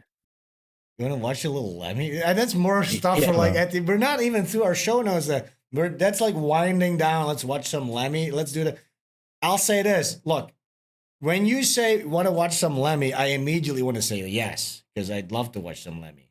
But we're still in the middle of the show. I feel. You know what I'm saying? Yeah, fair enough. Let's watch this woman, now having to look at this husband. Dude, what are you going to do if your wife accidentally gets inseminated with like the Negro seed and now you pop out a little... I would never let her do that. If I had a wife, I'd never let anyone's sperm, even through a tube, go into her. Yeah. I feel like that were a violation. Now, what if they say, what if it's like, this guy's so, I was going to say, what if it's like 3D printed sperm that's like your genetic code or something like that? Yeah, then that's fine. If it's artificial, then I don't care what goes in there. As long as it doesn't came out of another man's cock is what is your problem like? Yeah, definitely, yeah. But look, so this guy, he already was like, emasculated because his cock doesn't work. And then now he has to raise a black man. Why is he doing it? Yeah, that makes sense. Yeah. Look at this. My birth story is nothing like what anyone could ever anticipate. It is riddled with shock, confusion, fear. The birth of my child was supposed to be the happiest moment of my life. And honestly, it was. But it was also the scariest moment of my life. While my child was born healthy and he remains the most beautiful human I will ever lay eyes on. Oh, this is such a liberal idiot. You know what I'm saying? So you've literally been burdened. They should have quickly swapped out whatever the birthing lady was. What's that called? The woman that gives birth, the doctor? Oh, the midwife. Yeah, the midwife or that Indian midwife. Remember that one that we watched a while back? Yeah, the one that chopped the head off. Yeah, they ripped the head off the kid. Done? In the Indian. Yeah, and you're like, oh shit, that looks black. There's like little nappy head coming out. The nappy little head is coming out. Get the Indian midwife real quick to jump in. Very hard, and it will be over in a second. Yeah, they ripped the head straight off the baby. That was fucking nuts. Anyway. It was immediately apparent that something did not go to plan at the fertility clinic. All of the love and joy I felt seeing him for the first time was immediately replaced by fear. How could this have happened? What happened? Was he genetically related to me at all? If he wasn't, could someone come? Wait, what? You were cracking up a little bit. Sorry, I was just saying that these two are probably like two of the most racist. Like, even if they are liberal, inside they are racist as fuck. Yeah, of course. But years and years of propaganda, like their firmware upgrade is, has been diluted to such a point where now they have to say these things. He's actually a really great guy. And the most beautiful child I have ever seen. Doesn't look anything like me or my husband, but I like it anyway. I would literally say if I was the husband, like, listen, look, you can't do that when your firmware is upgraded to a certain position. I have no firmware upgrades, So I would say, listen, I would sue the hospital. I would not give a fuck about any community outcry for me being racist. I would say this child needs to be either put down or take him away somewhere far away where I will never have to see him. And if my bitch wife doesn't agree with that, I would go, sorry, but then we cannot be together because I don't want to be associated with. Take him somewhere far away. Yeah, take him somewhere very far away. Because you don't want him showing up later in life either. Like, you're my mom. You're like, fuck off. No. Because look, this man, he loves his wife very much. He's a very, you know, he looks a little Jewish though. She also might be. Yeah, been taken from me. Thoughts no mother should ever have to endure. My child was ultimately taken from me as the clinic had implanted into my womb the embryo from a stranger. Oh. I've never felt so violated, and this situation has left me emotionally and physically broken. Oh my God. Look at that. This guy's such a queef. I was going to say, like, imagine having to deal with this fucking complete bitch, right? Talking about her IVF. I'm confused. I'm a little bit confused, actually, because what does her... In the title of this post, it says, a woman is suing an IVF clinic after the clinic accidentally swapped her child with a black child. What does her child mean? So she has inseminated eggs. She has inseminated. If I got that, maybe I get this all wrong, but this is the way I think it works. So she has like inseminated eggs in the freezer somewhere. You know what I'm saying? That like has like live. It's fertilized. The egg is fertilized. But then they put some black woman's fertilized egg, or maybe a white woman's egg with a black seed in it, in her womb. To bring it to term. Right, so they mix the egg and the sperm outside of the body before Tower they Builder put Benjamin it in. tipped $5. This kid will be nothing compared to Floyd. I thought it would just be put like. I thought his sperm didn't work, so they just put another man's sperm inside her. Yeah, how did the fertility? No. So the egg also is like it's artificially inseminated. There's no cock or anything that comes. You know, it's part of the process. Someone has to go inside her, and I assume they shove it in the normal way. Yeah, they put like a syringe in her vagingus, and they implant the egg somewhere, and then they hope it takes or something. It's very demonic, isn't it? The old practice of that. Yeah, but I was saying, like, imagine being this guy and having to deal with this fucking bitch like right now for the rest of your life. But then I'm looking at him, it's like it seems like this guy's more queefy and pathetic than her even. Like, she probably needs to hug him at night. Like, you're going to be okay. He's like, It has affected every aspect of my life in some way. And words cannot describe the continued destruction that it has on my life. The fact that he would even agree, like, hey, listen, honey, I'm going to do this video about how I got, like, a black kid put in my womb. Can you be in the shot, please? I'd be like, shut the fuck up. And he doesn't even say a word. He just sits there silent with like the bitch he is. Yeah, like a bitch made pussy. I spent my entire life wanting to be a mom. I loved, nurtured, and grew my husband couldn't fulfill that. My child. And I would have done literally anything in my power to keep him.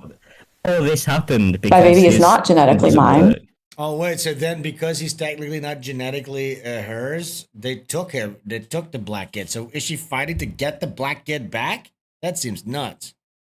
That's insane. He doesn't have my blood. He doesn't have my eyes, but he is and will always be my son. To carry a baby, to fall in love with him, to deliver him, to build that uniquely special bond between a mother and a child, all to have them taken away. I'll never be the same woman. I will never fully heal or completely move on. Oh my and part of me will always long for my son and wonder what kind of person he's becoming. Yeah, well, he's gonna be. Yeah, you're gonna be seeing him in the news someday soon. Probably in about 18 years. He's gonna start killing some people. No, he was gonna invent something great and save humanity. Oh, you meant the kid. I thought you meant the husband. I think he's gonna start killing people. No. Well, yeah, maybe both of them. Probably. Yeah. Yeah, the kid will as well. All right, so that's that. But and then I heard that Nick Fuentes is a result of IVF. Did you know that? Really? He was talking about that, and he says, it's pretty funny because he's like, I do not recommend it because I have a deviated septum. I'm crazy. I'm an abomination under God. And then his mother, he said that, and his mother is sending him texts like, stop talking about this. And he goes, Mom, what are you out doing up still? Isn't it your nappy time? Go to bed. And then his mom is sending him messages like, no, you're perfect. You're perfect. And he's like, no, I'm a freak. So funny. That's an interesting twist in the story. Yeah, so he is an IVF baby. He's a clone. Oh, here it is. This is nice. Black History Month continues. Here, Ashley, please don't get too mad at this, but you probably will. But here, listen to this stuff. Oh, no. South Africans have right now is that we don't understand white people. White people are inferior species to us. We are Homo sapiens. They've got Neanderthal blood in them. This is the science. And this is not science that was done by black people. It was done by them. Listen, that was science done by white people, not by black people. That's a surprising thing here. I didn't expect that. But yeah, guys, every white person here, which I assume is most of you guys, and even like there's some tinted people in here, I want you to sit your ass down and listen to this black guy, okay? Sit your ass down and listen. You understand? About Clive W. Lewis, they were eugenicists. They studied this and they realized that they're inferior to blacks. The white population is shrinking and shrinking and shrinking and shrinking. For us, it makes no sense to descend into the savagery that they have. Whatever land that they're holding on to, either way, their numbers are dwindling. Whatever leadership that they had is dying out as well. And you know about wealth disappearing. So just if you think it's going to work out for you in when white people are a minority in their own countries, this is what's going to happen. The third generation that it's passed down to, you know. So they're on the last generation. We're dealing with the weakest whites that the world has ever seen. So we expect to have Ubuntu, humanity. Unfortunately, by the strictest definition of what a human being is, white people are just... I don't think that Black React would agree with this. Black React is one of the good ones. Look at it. Well, like what he's about to say. White people are just below human beings. We're just below human beings, actually. Yeah, the funny thing is you just have to do like a passing glance at reality. You know, you could just broadly look out your window and their whole theory gets disproven. You know what I'm saying? Exactly. And everything they're saying is things that we've been saying about them since forever, and they just started going, oh, maybe if we say the same thing about them, then that'll become true. Look, in the end, you can discuss. In the end, you can discuss all day long. You can point out everybody's hypocrisies. You can form a band. You can try to feel like you're part of like a political groupthink. But it's about power, okay? It's about power. And whoever's in power can exact that power. And the second that they take power, your head is going to be rolling across the floor. That's as simple as it is. Shut the fuck up. Stop debating anything about this type of topics. Here's the thing. Yes, mass immigration is a fact. Your population is dwindling. Groupthink is real, despite the fact that you're trying to transcend it because you're just better than that. Your head's going to be rolling across the floor. Okay, that's your future.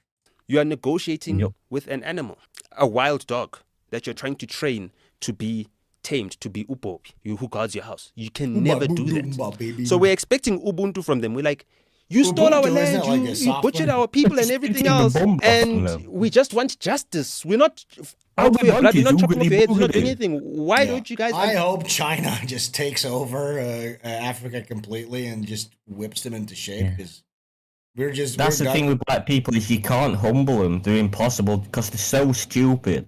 It don't matter how much you point out. No, you're obviously not real people. They'll can't grasp the idea that they literally are behind. Let's not say that, because we already lost our previous channel, but hypothetically. I hope he's lost his channel then. Well, you understand he's a part of a protected class. We're under attack. Understand that. Why don't you guys have Ubuntu? Why don't you guys have a heart? They don't, because they're incapable of that. Yeah. You cannot expect the same behavior of a human being that you're expecting of a dog. We're dogs, okay, guys? So you're dogs, black people. You do not deserve their culture. We're learning a lot of things today. You know what I'm saying? There's one more thing, and there's the big event. I don't know if it's going to be a big event, but we're coming up on the. We have a lot of show notes to go over still, actually, but there is the thing that you sent me earlier was, and I talked with Jesse PS about this, the Big J Oakerson they them special. Yeah, but the thing is, it's called them they, which is so wrong. Because everybody knows it as a they them. So why has he made it them they? Yeah, it just sounds wrong. We're going to get into that. So, for everybody who has not seen the interview or the appearance I did on Pod Awful, go check that out. We briefly touched upon this, but the special was not out yet. Right now, part 1 of the special is out. It's called Them They. Yeah, you're right. That's the wrong way around, I guess. And we were sort of thinking about, like, what is the purpose of this, right? Well, okay, let's just get into it then. Fuck it. We're going to get into it right now. I've not watched the second of it. Yeah, I literally haven't even seen the intro. Oh my God, it's going to be badass. I can already tell. Real quick. Yeah, so we discussed this on Pod Awful briefly, but yes. So, and I'd like to hear your thoughts about it, Ashley. But so he named his special as well last time. Well, excuse me? I think we discussed it last week as well. Oh, really? I need to pull up the poster real quick. They, them. It's probably not going to. Big J.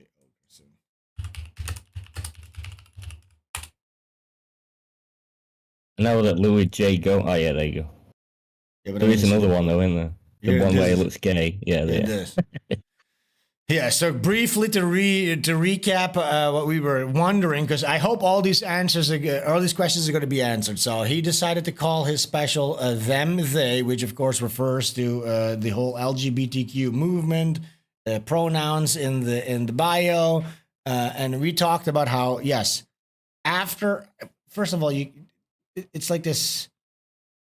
How do I frame this? Look. Since 2014, that's sort of where we pinpointed the start of like hyper tranny propaganda, LGBTQism, the year that Trayvon Martin died, BLM, all that stuff. That was the cultural flux that started to happen there. And then right on the moment wherein Donald Trump decides to sign a bunch of executive orders to get rid of all the tranny bathrooms, you fire every tranny from the military, get rid of all that shit. It's completely, the culture has literally shifted like this overnight. Everybody's felt it to the point where I'm like, for instance, my Americaman comics, I'm like, okay, all the tranny stuff, we're going to get rid of that because it's no longer relevant. It's like, what are you talking about at this point? That doesn't even exist anymore, really. Trannies are like on the run. That's the moment that he decides to release his special They Them. It couldn't be less relevant, and actually, it's the worst possible moment in time to release a special with this context. Literally no energy left behind the them they. Yes, so it's not edgy in the slightest. Okay, and that's a broader problem that I have with the comedy scene, and we've talked about this many times. Even during the height of all this stuff, they were not talking about it. We were the kind of guys that were talking about it. We were the guys that were getting banned every single fucking week of every single platform from mocking this preposterous nonsense.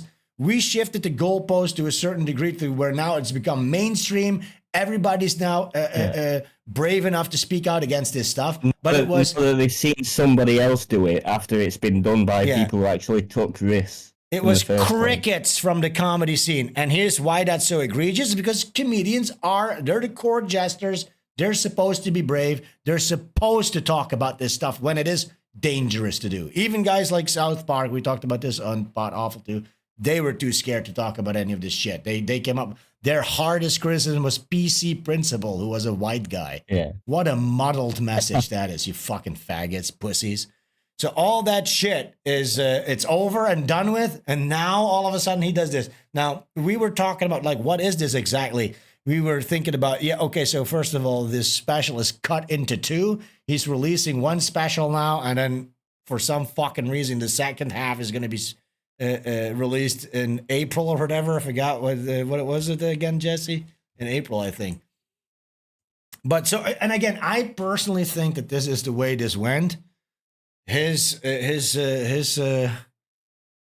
Jewish manager or whoever, his production firm is like, how about we release it in two 2 pots, and then after that they were like, oh, okay, then we call it they them because that's like edgy, right?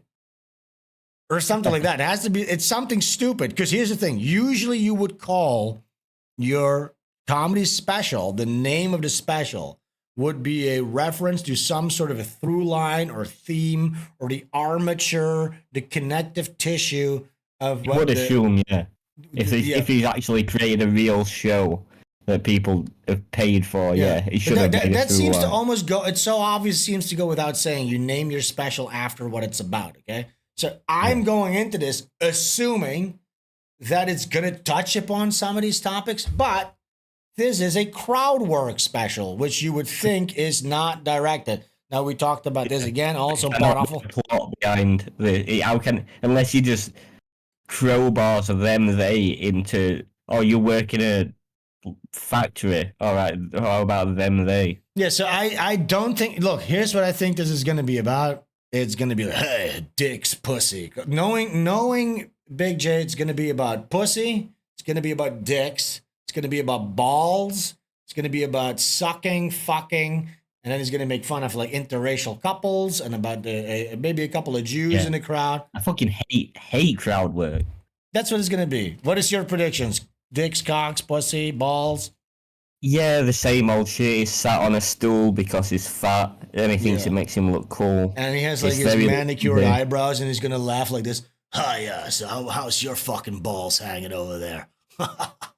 And crowd work is lazy because you don't have to actually write a joke. You just talk to somebody and hope that they do half of the work for you. You can just react to whatever they say. Here's what I hate, because Big J Oakerson is a deeply insecure man, but he likes to put on this veneer, this mask of like, he thinks this. He thinks he's like dressing like Johnny Depp.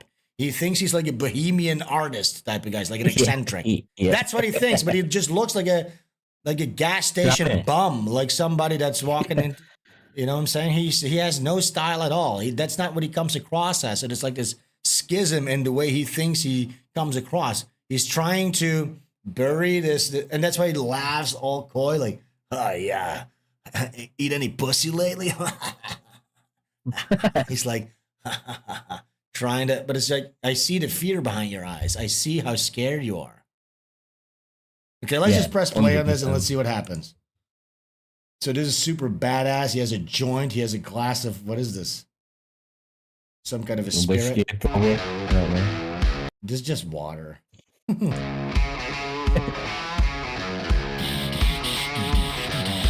Damn. That's badass, man. Smoking and food. Yeah. Whoa. Here we go. Patrick Melton. Stop. Yeah, it is funny when a whole room stands up like that. I noticed the 2 dickheads who didn't. Like, make me earn it, guys. I like that. I started looking for wheels next to your chair. Like, is this guy? He just didn't wanna. All right. I respect his honesty. What the fuck's up, Denver?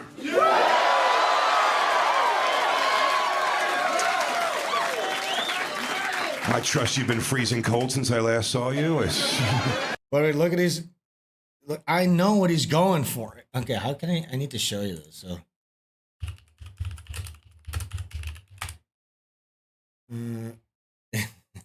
Because I just look at this atrocious floppy. The tongues of his boots have no more life in them. You know what I'm saying?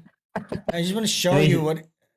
Look, okay, look. His legs look so feminine and gay in that little stupid angle he's got on. So he thinks he's doing this vibe.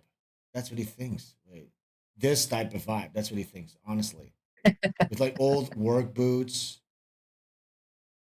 Like this. Look, it's honestly like this type of vibe. That's what he thinks he's doing, but it's not. He's completely failing. Anyways, let's just keep going. Fuck. Does anybody even know what a soft nipple looks like in this town? Nipples. Nipple alert. Does anybody know the sweet feel of a hanging soft penis? Penis. We got penis. Bingo board, nipples, Or penis. the fun grip of a loose set of balls. Balls! Balls! Balls, where's the pussy? Nipples, penis, balls. Pussy, pussy, pussy. Everyone's balls in here right now has that. They're waiting for the laughter to die out and then delivering the line just as it peters out. You make another. I fucking hate it. I'd rather just silence for an hour. Yeah, don't you think, like, what do you think it is, actually? Because it does feel like an outdated form of entertainment, like where you just sit in a room and hear a guy pontificate and talk about balls and pussy. Yeah. You know? And they're not laughing because if a man just sat in a room saying what he's saying right now, you would not laugh the way you're laughing. No. Right, and if you sat in an audience and you paid because to see the second you enter that comedy club, you sign a social contract, basically. Because look, it's as uncomfortable for the audience member if there's no laughter as it is for him. So you're trying to help him. It's similar to how like hypnosis works. People think hypnosis is some kind of magic. No, people are participating. They're gullible. You know, they don't want to see the guy fail. Well, So then when they go, here, take a bite of the lemon, you just do it because you don't want to go like, what the? Most people don't go, no, I'm not gonna. There's like social pressures going on. The awkwardness of ruining the entire show for everybody is less bad than just doing what you're told. Yeah, and that's what it is. So when you see like the hypnotist, they sometimes switch people out, and it seems like inexplicable. No, you get out and you come in here. They can see by looking at a person's face, they can see how suggestible they are. They can see the type of person that's there. You know what I'm saying? And it's people that and the more operate. Nervous you are, the more prime you are for their. Yeah, they operate on a consensus filter. They operate through they're like social creatures, and they just want to participate basically. And there is with hypnosis, the more suggestible a person is, they will actually convince themselves to do things that they normally wouldn't. Yeah. It's like a form of mind control. But some people are susceptible to that, others are not. But yeah, to a lesser degree, when you enter into this, you enter into a social contract. Look, a lot of people out there, they want to laugh. They want to have a fun time. You know what I'm saying? But like, oh, hey, how's your dick doing? How's your pussy? Because that's what this is going to be about: dick, pussies. Oh yeah, definitely. A little elastic seam going up the middle. She's going to be slightly edgy topics said in his slightly deadpan way, sat on a stool, so it's so cool and in control. It's such a fucking illusion that this is comedy or a show. It's nothing. Yeah, and it's not cool. It's definitely this is not cool. I wouldn't speak to him for more than 5 minutes. I'd be like, what a fat, annoying dickhead. I want to get away from this guy. But Ashley he has an epic, cool skull tattooed on his arm, though. Oh, yeah, and he's got rips in his jeans, so you know he's been up to some gnarly stuff. He has rips in his jeans, but he has like a pants underneath it, I think, because he's too embarrassed of his like celluloid. Pimply skin is fucking disgusting. Yeah, and look at the tongue of his booth like flopping. There's no more like come on. That seems where I like to believe that God sews you up like a Build-A-Bear after he fills you up with happiness and birthday joy. Birthday joy. Well, I'm looking at this crowd and seeing we've hit our flannel quota. So, 2 women in flannel, 4 guys. A very attractive interracial couple. A lot of questions there. There we go, interracial couple. Interracial couple. You predicted this weeks before it actually came out. This exact situation. The bingo card is completely full. We're like 2 minutes in, and the bingo card is complete. We predicted this on the Pod Awful 2 days ago before the special even came out. The only thing we're missing now is pussy. Okay, so we got nipples, balls, dick, interracial couple. There's gonna have to be a Jewish thing here that he's gonna make sort of fun of, and then there's gonna be pussy and asshole. So pussy, asshole, Jew. That's what we're missing still. Got it. It's 3 times until Your bingo. husband? This is my husband. Husband? No way. Yeah. He seems whimsical. It looks like you came here on like an airplane bicycle that he drives. That's kind of cute. That's kind of fun. She's like, put on salt and pepper.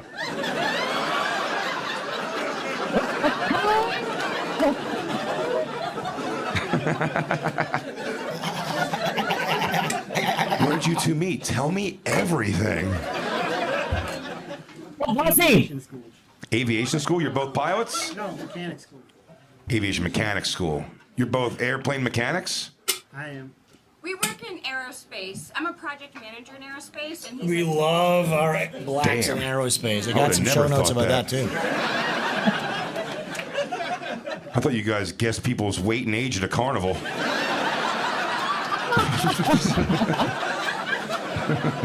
You're enjoying this, huh? That was crazy. The noise of comedy, it sounds so nice in my ear. That's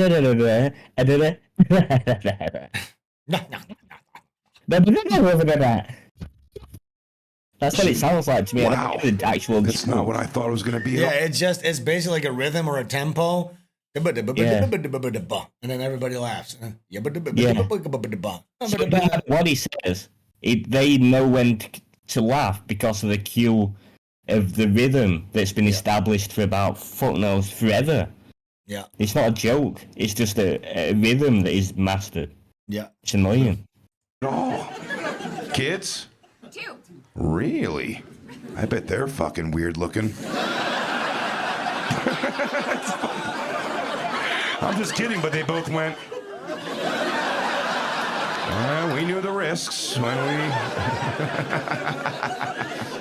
Oh, wait. Actually, we don't even have to sit through this because look, there's chapters down here. This one's called Big Titties. This one's called First Black Guy. All right. Then we got Single Ladies, Indian Girl and White Guy, another interracial couple. Filipino Lady, Cancer Nurse, Short Girl, Small Dick, Black Guy Meets Single Chicks, One-Armed Man. What are the odds that there's a one-armed man in the front? Huh, Jesse P.S.? There's a one-armed man. It's like the guy from Twin Peaks is sitting there. He metastasized into reality. There's a one-armed man sitting in the front of the crowd. It's a bit set up, you mean? Come on. Yes, of course. Hairdresser, weed brownie, biker girl, hairdresser boyfriend, interracial couple. Wait, short girl boyfriend. Here's interracial couple part 2. Black guy, biker girl, lesbian. Black guy, lesbian. One-armed man part 2. Outro. Okay, I think we got it. I think we got the gist of this. Yeah, it basically points at interracial couples and speaks. Yeah, I can't sit through this. You're right. It's just the rhythm of it. I'm not. You watch this at your own time. I think we did a pretty good job analyzing the problems with modern day comedy. It's cringe. It's not brave. It's pathetic. Okay, there was one more topic that I had before this, which is the defiant. We've gone over this many times. This is the latest update in, the Maori people, right, Ashley? Yeah, sure. Do you know how they do that thing that they do that we always laugh at? The haka? Oh, I fucking hate the haka. I fucking hate the haka. Well, honestly, it's one of the least like things I've ever seen. Well, guess what? They're doing it again. They're doing it again. In defiance of LGBTQ this time around. So they found the guts this time too to stand up against the homosexual. You can't fight cringe with cringe. I don't know. True. I think this is making everything worse. I'm not sure how this works, but I think this is making reality even worse by doing the haka. I don't want to be on the side of a hacker ever. I never want to be on the same side as whatever they are hacking for. Well, here, check it out. Do you think this is dangerous? Does it make you scared?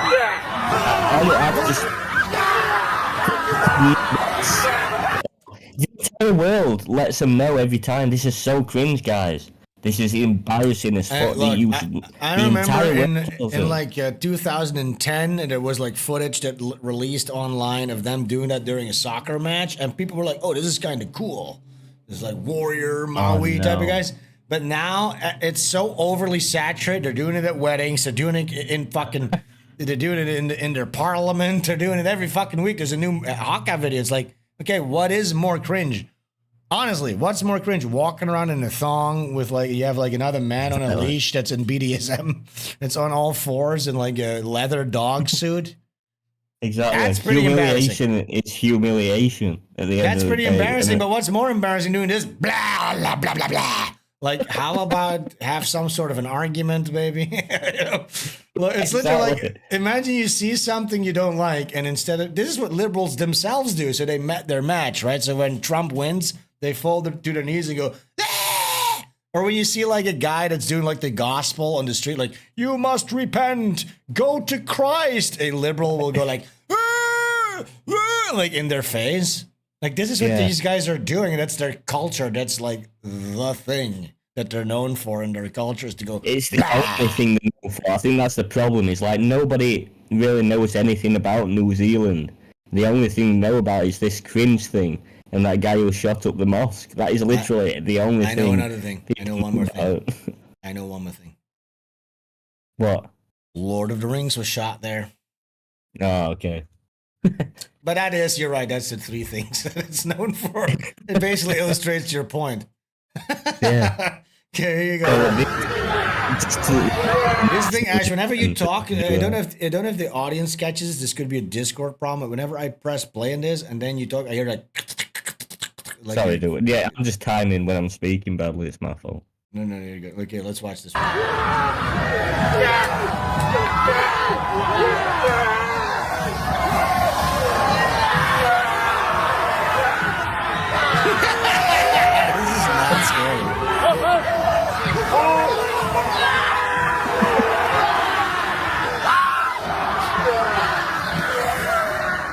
Yeah, in this case, like, okay, are you guys for this or against this? I don't understand. I don't know what they're doing. Why are the police just stood for no reason? It's like, wait, whose side are you guys on? Because these guys are also acting fucking crazy. Yeah, this reminds me. Remember that video we used to watch all the time of that black man breakdancing in front of a cop? Yes, and somebody put living in the Congo on top of it. Remember that? They mix it. But yeah, it's like. It's like they're like you have the it's literally the same shot like this. The cops are standing there, and then you have like a black guy and some dumb liberal bitch, and they're defiantly crumping in their face. The exact same thing, except maybe even more cringe. Because at least there's some skill behind the breakdancing. There's zero skill behind the Haka. Yeah, true. My concept, Sven prefers the white version of Haka. Slapping a man with a glove and having a pistol duel. You know what? That's so cool. That's badass shit. I wish we could go back in time to that part. Because look, dude, honestly, look, imagine you go out to the fucking saloon or the bar, you're drinking with your buddies, but you know there's like a sense. Imagine there's a sense of danger where you could get like challenged with a slap and then you have to go out with like a fucking pistol. You can do a duel. You have to take 5 paces. That would be fucking awesome, honestly. Yeah, man. I want to watch a duel. Yeah. Yeah. This makes me think of something though, but I haven't really formulated my thoughts about this yet. Let me try to do this on the fly.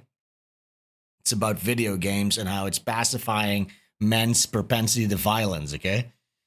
Because I'm a fan of like Elden Ring. And so are you. We're like part of the Brotherhood. What's what we're calling it? The Friends? Oh shit. The Fellowship? How could I forget? The Fellowship? But now there's this new update or a new game coming out. It's called Elden Ring Night Rain. And I was watching like previews of it, okay? Of like people playing the game.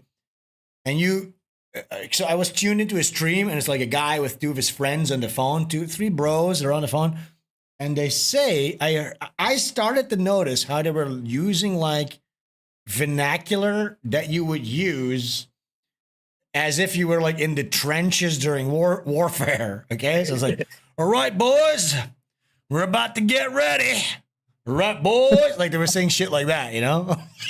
Yeah.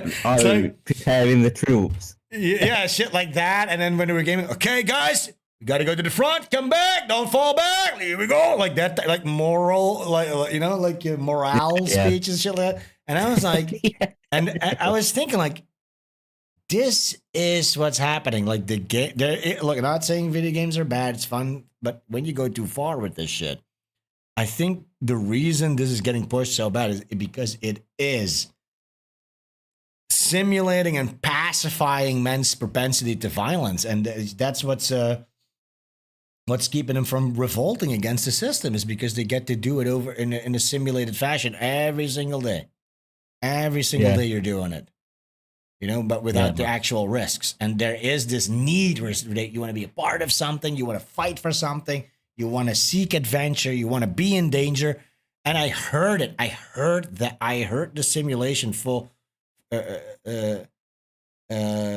firsthand. You know, and there were it was like, if you stripped away the game footage and you stripped away the sound effects and you would isolate their voices, you could fool yourself into thinking like these were guys that were like in a war scenario, you know? Yeah, you'd think it were like recordings of somebody at war. Yeah, but it's how pathetic is that in a way? You know, that's the same as porn. I wonder if you can find this video. It's about this gamer raging, and he smashes through this door and says, "Here's William." Like, here, go on YouTube, see if you can find it. Here's William. Well, how do I find this? What do I type in? Maybe just go on YouTube and type in, I think it's "Here's William." Here's William. Does it bring up like a homemade video? This? No, I don't think so. I think it is. No, it's not. Well, if you're not following, getting pink. Is this another Eddie? What was that thing that we watched one time? That series, that TV series that you wanted us to watch? Tucker. Tucker. Is this going to be the next Tucker? Yeah, maybe. So maybe somebody will find me this video. It's like a gamer kid gets his internet turned off. And his mum's filming from the other side of the door. This? Here's This? How did you find this? What did you just do to my door? You're gonna fix that! You think that's real? No, it is real, I think.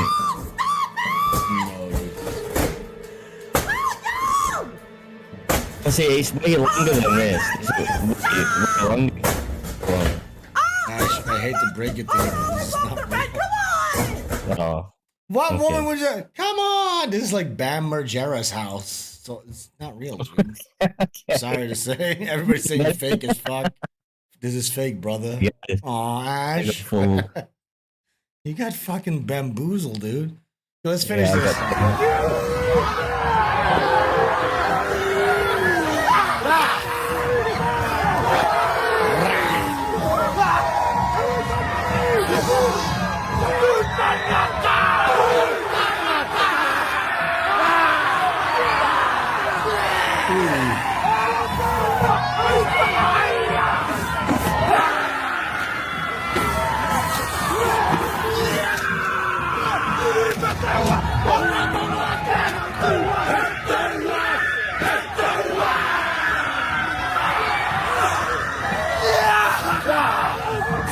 I just kind of want to let you sit on this.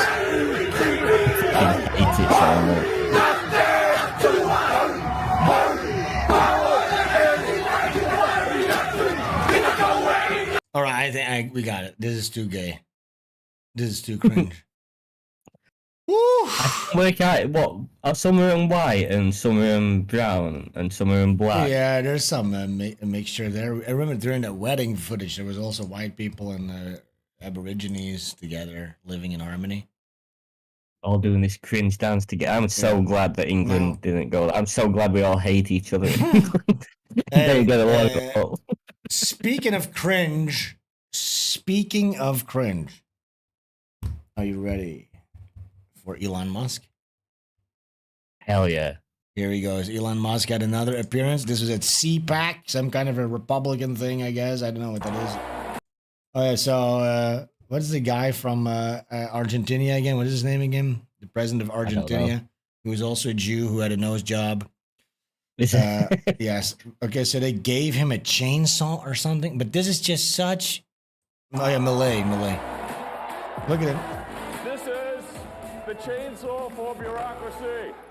Chainsaw. What does that even mean? And then he goes, chainsaw. Like, this is like epic narwhal. You know, like he's like Elon Musk is under the impression that he's like cool. He says some really gay shit, dude. He says that ultra cringe, ultra dark, ultra artist. Ashley, during this thing, he says, I has become meme.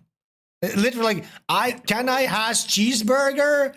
Epic lol sauce. Like he's like 2008 9 gag Reddit, and he thinks that's cool. He literally says like, can I has cheeseburger? Rufflecopter. Epic waffle bacon. That's his vibe. Yeah, man, definitely. I has become meme. Look, Helgi says, meme is I become. Look at that. Imagine he would say that. Fuck. Fuck.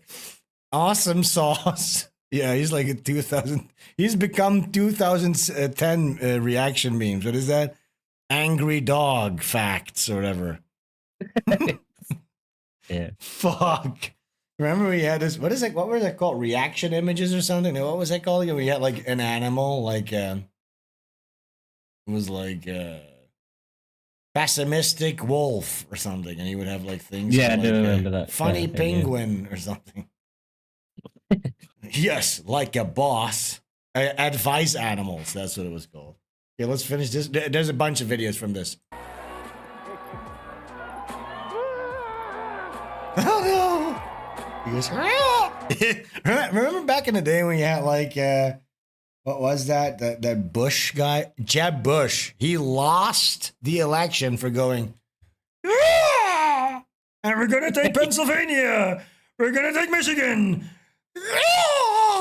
And then everybody was like, ooh, that was a weird little yell you did. You know what? I'm not going to vote for this guy. And now that's what Elon Musk does every single fucking goddamn day. Dean Howard? Yeah, who was it? The other guy, was it Jeb? No, I think Jeb Bush was the guy who went like, please clap. That was Jeb Bush. But who was the, yeah, that guy legitimately lost the election because he just quickly, weirdly said, yeah. Howard Dean. Okay, let's pull it up real quick. Again, back in the day, we were more strict. Oh yeah, because we're all whatever came through mainstream media, that was like a big deal. Look, here it is. You know something? This lost this guy the election. Okay, look. You know something? If you had told us 1 year ago that we were going to come in third in Iowa, we would have given anything for that. And you know something? You know something? Not only are we going to New Hampshire, Tom Harkin, we're going to South Carolina and Oklahoma and Arizona and North Dakota and New Mexico. And we're going to California and Texas and New York. And we're going to South Dakota and Oregon and Washington and Michigan. And then we're going to Washington, D.C. to take back the White House. Even this look, this is 5.5 million views, and it's called "The Scream That Doomed Howard Dean." This little moment, like, could you imagine back then, guys? That's literally nothing. I know. In 2004, this was Dean. Like, oof, okay, that's a little wow. That's awkward. Cringe. I'm not voting for this guy. And again, like he says, he was doing so well. He was taking all the states. And then he says, does this. We're going to South Dakota and Oregon and Washington and Michigan. And then we're going to Washington, D.C. to take back the White House. It's not even that bad, honestly. Look, I think in 2004, if I had seen this, I would have gone, ooh, that's horrible, right? Me too. I'd have gone, a politician can't do that, man. That's fucking... Yeah, but now they're doing this. He literally says, chainsaw. He literally says that. He literally says, I has chainsaw. And then he goes like this and he goes, chainsaw.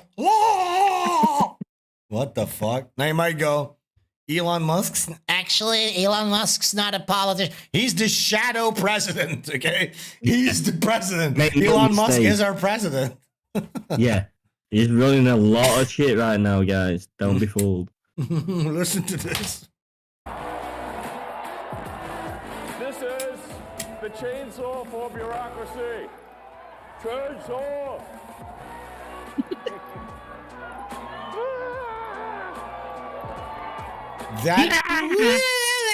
That was 100 times worse than Dean Howard, okay? This, listen to that. That's a gazillion times worse.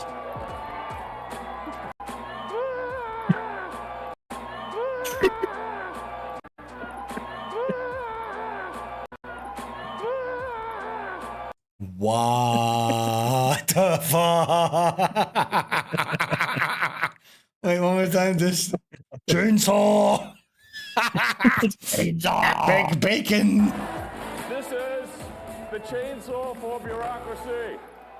The chainsaw for bureaucracy. But wait, look, so they must have told him, listen, we're going to give you a chainsaw. That's where it starts like, oh yeah, that's going to be heckin' awesome sauce. Raffle copter, man. That's going to be epic bacon.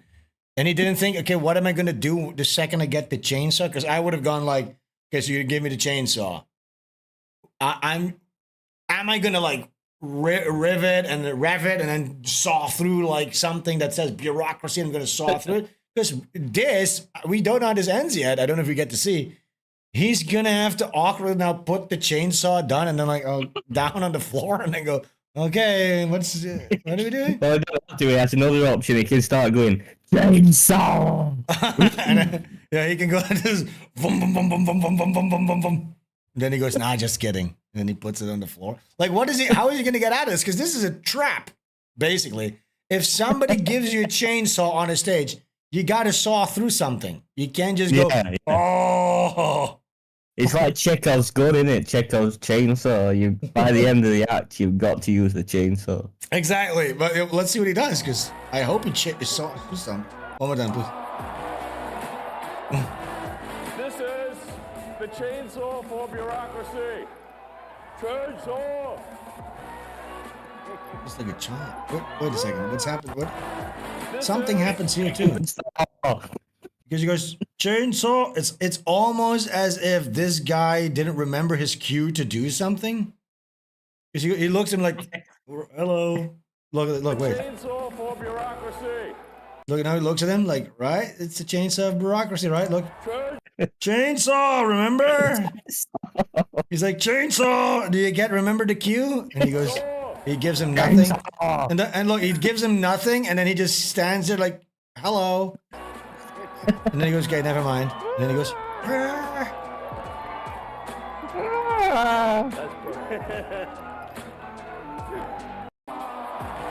whoa. I wish we had the full video of this because I kind of want to see every single second of it. But wait, I have more clips, but I want to see the full thing, kind of.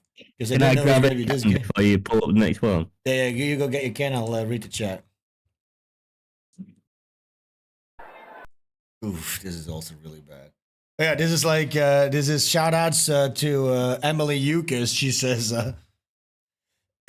looks like Elon is developing sort of a Tony Clifton-esque alter personality where he can pretend to be cool and funny and also beat up women. Yeah, he really is creating a Tony Clifton so that he can get away with his stupid bullshit.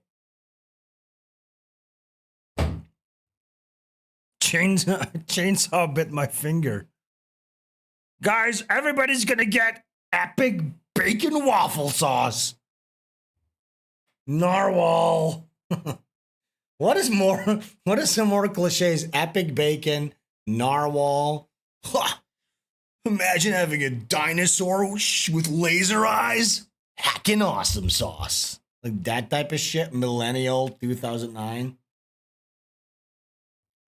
Yes, Andy Kaufman, his alter ego.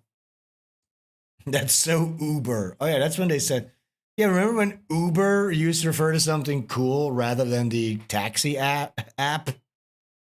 Ruffle my waffle. Yeah, can I ask cheeseburger? But that's literally, dude, I fucking can't take it. He's gonna say this. He literally says, I am become meme. He literally basically says, can I has cheeseburger? Yo. Ashley, are you back? I thought I heard him laugh. I just hear Ashley. Oh, there. Oh, he is there. I am back. Yeah. Okay, so this is gonna be one of the gayer shit. Yeah. So as Emily Yuka said, she goes, looks like Elon is developing some sort of Tony Clifton-esque alter personality where he can pretend to be cool and funny and also beat up women. All right. So look. So yeah, he's feeling himself. Okay, Elon Musk. He's feeling himself. He's sitting there. Oh fuck! Yeah, this is going. Pot off of this. All your meme are belong to that. Look, if you know what, if Elon Musk wants to save this, because he's like drifting into complete cringe. Can I has cheeseburger 9gag territory? If he leans into it and he does some sort of an edit for his next Cybertruck or something, which is like a remix edit of all your base are belong to. If he does that, then it sort of becomes cool again. Then it's kind of cool. If he pushes it so far and he starts doing the he does Charlie Sheen dragon blood or whatever. That's a little tiger blood. Do you even remember this? Actually, you might be too young for this. All your base.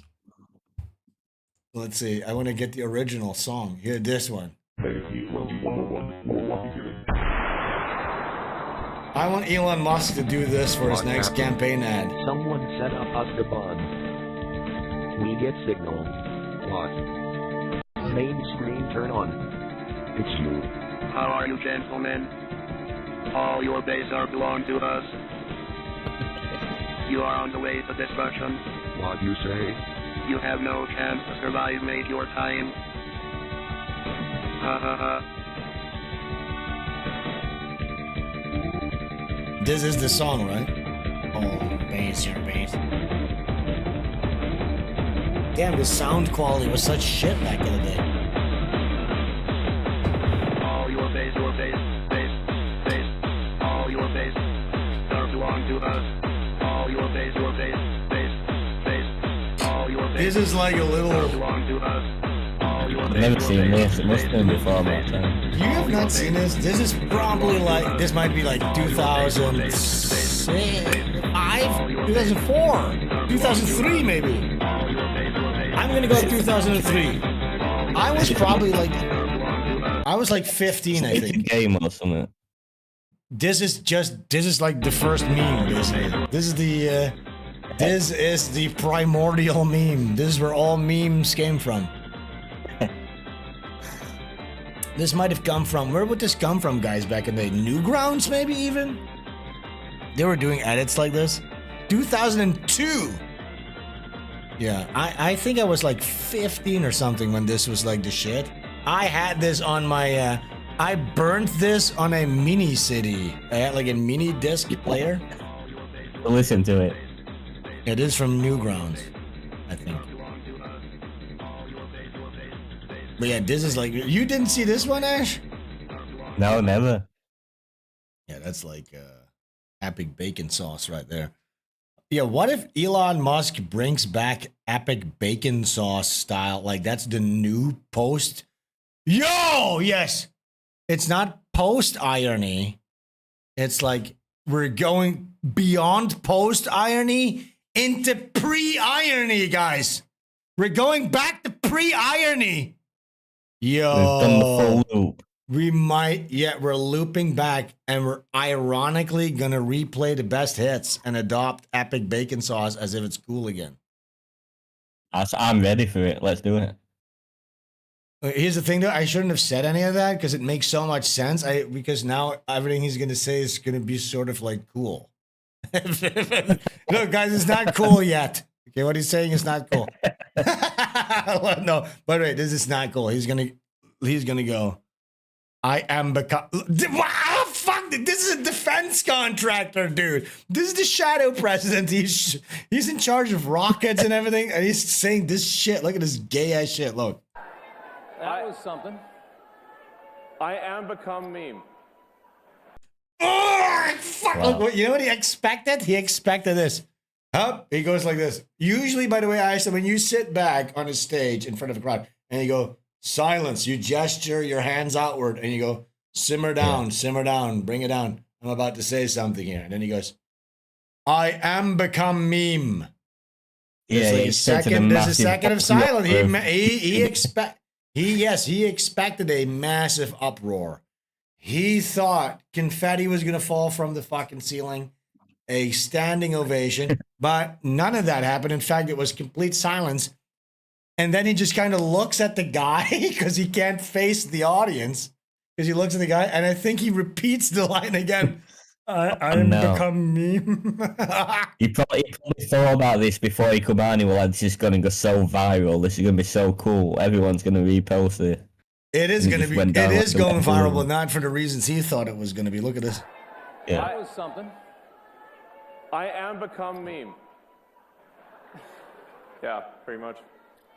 I'm living the meme. It's like this, living the dream. Wait, real quick. We're getting through this, but it's going to be second by second because there's a lot to analyze. I want you to first look at this guy's reaction when he goes, "I am become meme," because he takes like a second to process and he's like, "Okay, I guess it's like a joke type of thing, so I'm just going to laugh at it." Right? Look. That was something. I am become meme. The guy's like, what? Look. If it was something, if somebody says something actually funny, you laugh immediately. You go immediately. Yeah. Right? So he is. I am become meme, and the guy goes, and it's literally like a second, and then he goes, it's saving him. It's saving him. Like we talked about during the stand-up comedy segment. He's going like, to not make it awkward. But guess what? Precisely, you can't get rid of the awkwardness when Elon Musk is in the room. No, because he can't pick up on social clues. No. Cues. That was something. I am become meme. Yeah, pretty much. I'm living the meme. It's like this, living the dream and living the meme. That's pretty much what's happening, you know. You're like, that was something. I am become meme. And what is he talking about? The living the meme. What is the meme around Elon Musk? What is like the meme? The meme is. I have no idea. Look, I don't want to reflect or re-echo my echo chambers thing, but I think everybody just kind of thinks he's a dork. Even the left thinks he's fucking horrible. So what meme is he talking about? Is he talking about Alexandra Yiannopoulos, like the guys who are sucking his cock to get more Twitter clicks? I'm not Whose sure. memes are like propagating his epic bacon sauce stuff? By the way, Rumble N-words. How are you guys doing? Can we get this chat needs to be more active? Let's see what's happening here. I'm going to do a quick update here. Let's see. I did see some Odyssey kikes as well. Here's a problem. The Odyssey what? Kikes. Kikes? Don't say that, Ash. We're going to get back. Okay, here we go. So the thing is this. Odyssey keeps timing out for some reason. Not the stream, but the chat. So here they are. The Odyssey guys are back right now. Remind me here and there to re-click that. Here they are. We got some Odyssey guys. Some Odyssey guys. Some Odyssey guys. Yeah, we got some Rumble niggas. We got Noid. We got a few Rumble niggas. Not nearly enough Rumble niggas, but okay then. Rumble niggas, of course, with a Z and a G and no R involved. There's no R involved. All right, yeah, our audience is still cut in half. We need a lot more people. We have to rebuild. How are we going to do this? Just by consistently streaming, I guess? I think the way you built it up last time was by appearing on people's podcasts. You might have to do another round. I have to do that again? That's exhausting, though. Yeah. Okay, guys, if one of you is over there who has a podcast that is successful, I'll appear on it. Of course, Pod Awful had the scoop. I was the first one to appear on Pod Awful, and I thank Jesse PS for that. Yeah, but yeah, who else could I appear on? Do your Ethan Ralph one again. Do your Ethan Van Skyver again. I did Ethan Ralph, and then right after that, my channel got deleted. Oh, yeah. I don't know. It's hard, isn't it? It's a hard game. This trying to get attention when nobody wants to promote you. Wait 1 second. I'm dealing with. I can't find my screen anymore. Oh, Where is no. it? Wait 1 second. There's so many screens and tabs. They want you to draw again, Sven. I'm drawing all day long. Okay, you know what? This is what we're gonna do. Liz and Mike. Next week we're gonna do a drawing stream. Liz, are you down? The clown. We're gonna do a drawing stream next week. She says 07. Hell yeah, we're doing that. And Mike Inc. If he's there somewhere. Is he here? Drawing blood from my wrist. That's one of my classic lines.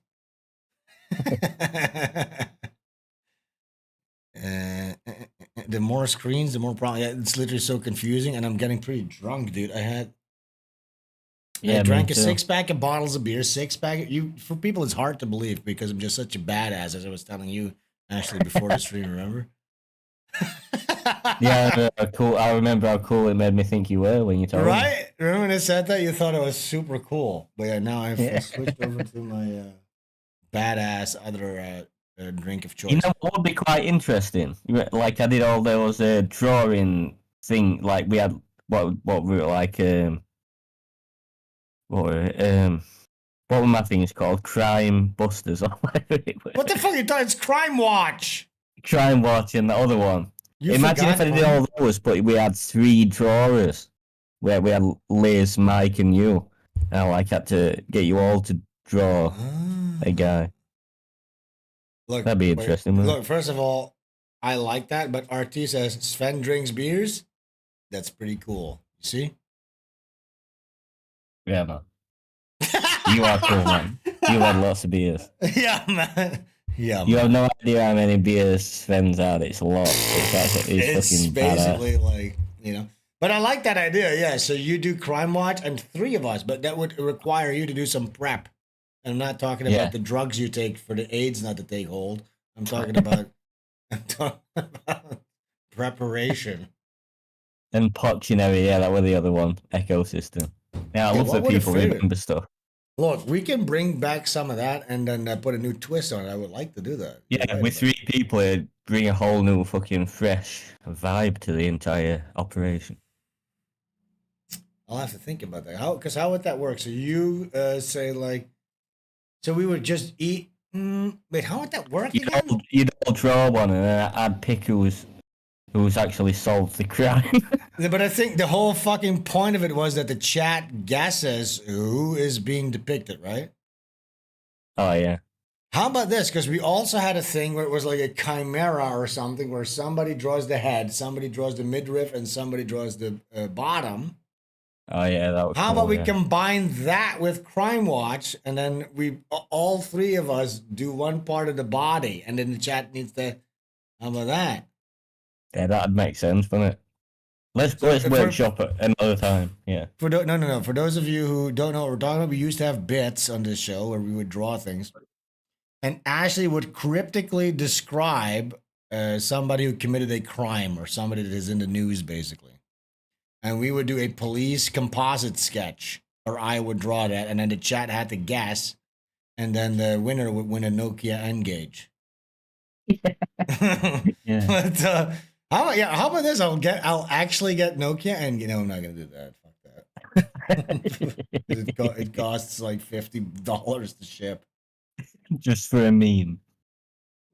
Look, Mike Inc. says we can test. Mike Inc. We're gonna do it next week. We're gonna do 7 p.m. EST Friday. Mike Inc., Liz, and I. We're gonna just do a regular prompt type of thing. And then we'll discuss. We'll let this simmer and figure out if we can do a Crime Watch again with 3 people, because that would be kind of cool. Yeah, I think that'd be cool as well. Crime Watch 2.0, the 2025 edition. Yes, and there was another thing. What was like the most popular things? Because I think Crime Watch was really popular. What was another really popular one?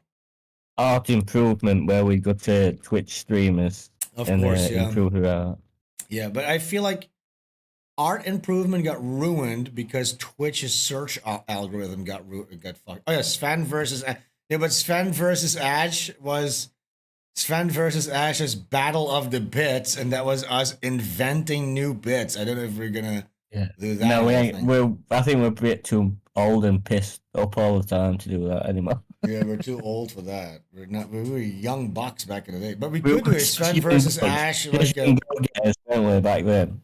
Well, the funnest thing for people was the humiliation. How about we do a Sven versus Ash, but we do like a game, like a chess game or something like that, and whoever loses. Yes, so we don't have to put loads of effort into it. Yes, but we do have to do humiliation. Remember when you had to sing a song or do a... And by the way, there's no playing chess, because I would absolutely destroy you in chess. Like you did last time where it was a draw? Okay, then. No, but actually, no, I have actually learned a lot. No. We could do it right now. I could beat you in less than 20 moves. There's probably. never doing any... We can do it right now, Ash, because I have a literal mosaic of screens in front of me, and I can't decipher that at all right now. But we can do like online games. We'll do like short online games or something like that. I don't know how we can set it up easily. Monopoly, and they have to sit and watch us play Monopoly. Yeah. Ashley taking a shit. No, what would be? I remember one of them. Okay, this could be a funny humiliation. You have to come out as gay on your Facebook, your personal Facebook. Yeah, I'm never doing that. You have to. Okay, look, Ash, I'm gonna say this. The whole chat is gonna get super stoked. We're gonna play a game. What? This is a great. You don't follow through on your bets though. What the fuck are you talking about? That's not true. Yeah, it's true. Go and watch every Sven vs Ash. Every time I lost, I would do the humiliation. The time Sven lost, he didn't do it. Wait, okay, that's not even true. What was my humiliation that it didn't follow through on? That's not true. You're just imagining this. That's not even real. No, it's real. Okay, guys, what was the humiliation that I was supposed to do that I didn't do? I am being nice, Liz. I'm just telling the truth. It's all recorded. Then tell me what was the humiliation that I didn't do. Then tell me, because that's not true. You were supposed to either speak in a... Oh, you were meant to do a gay ASMR, and you never did it. You were supposed to do like a long 15-minute gay ASMR. No. Oh, wait, I kind of sort of remember this. No. I think what happened there was you thought I was supposed to do a gay ASMR, whereas I was under the impression, and I was the one that came up with it, I had to sit through and listen to a gay ASMR. Yeah, but it's not a humiliation. That's not a humiliation. No, but okay, sure, it's not a humiliation, but it is a torture type of thing. Yeah, I don't know. Look, if we're gonna do this, then we'll have to really have clear stipulations on what this humiliation is. Okay. Sven is rewriting history. That's not true. Fuck that. Okay, what do you want me to do? Do a gay? All right, I'll do it right now. Then. I'll do it right now. All right, guys, strap in.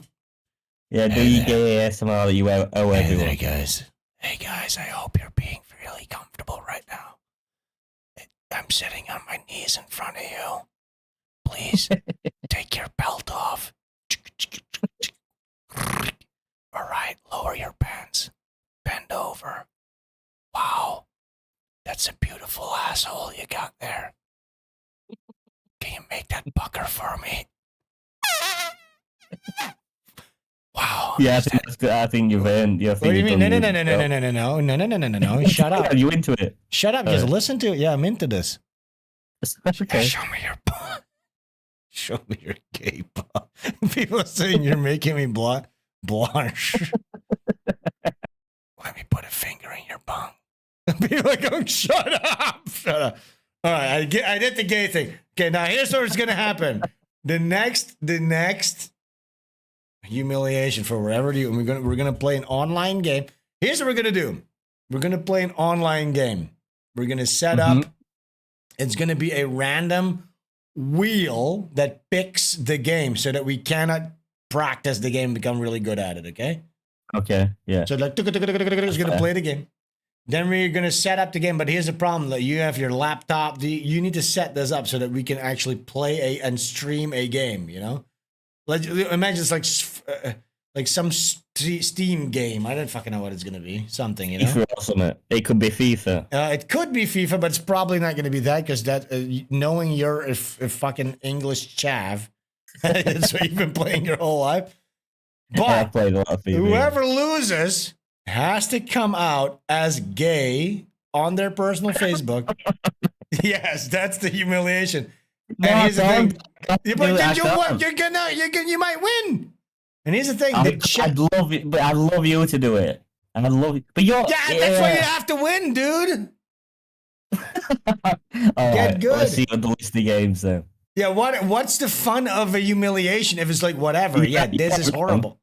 My fucking family is on Facebook. Even no one figure out here, like people will go, "Oh, Sven's just joking around saying he's gay." Whereas if no way in hell, dude. In about 10 years on Facebook, just went, "I am gay now." People will 100% believe it. Yes, but in my case too, because on my Facebook, I have had Facebook since the Facebook just came out. It has all my high school people on there.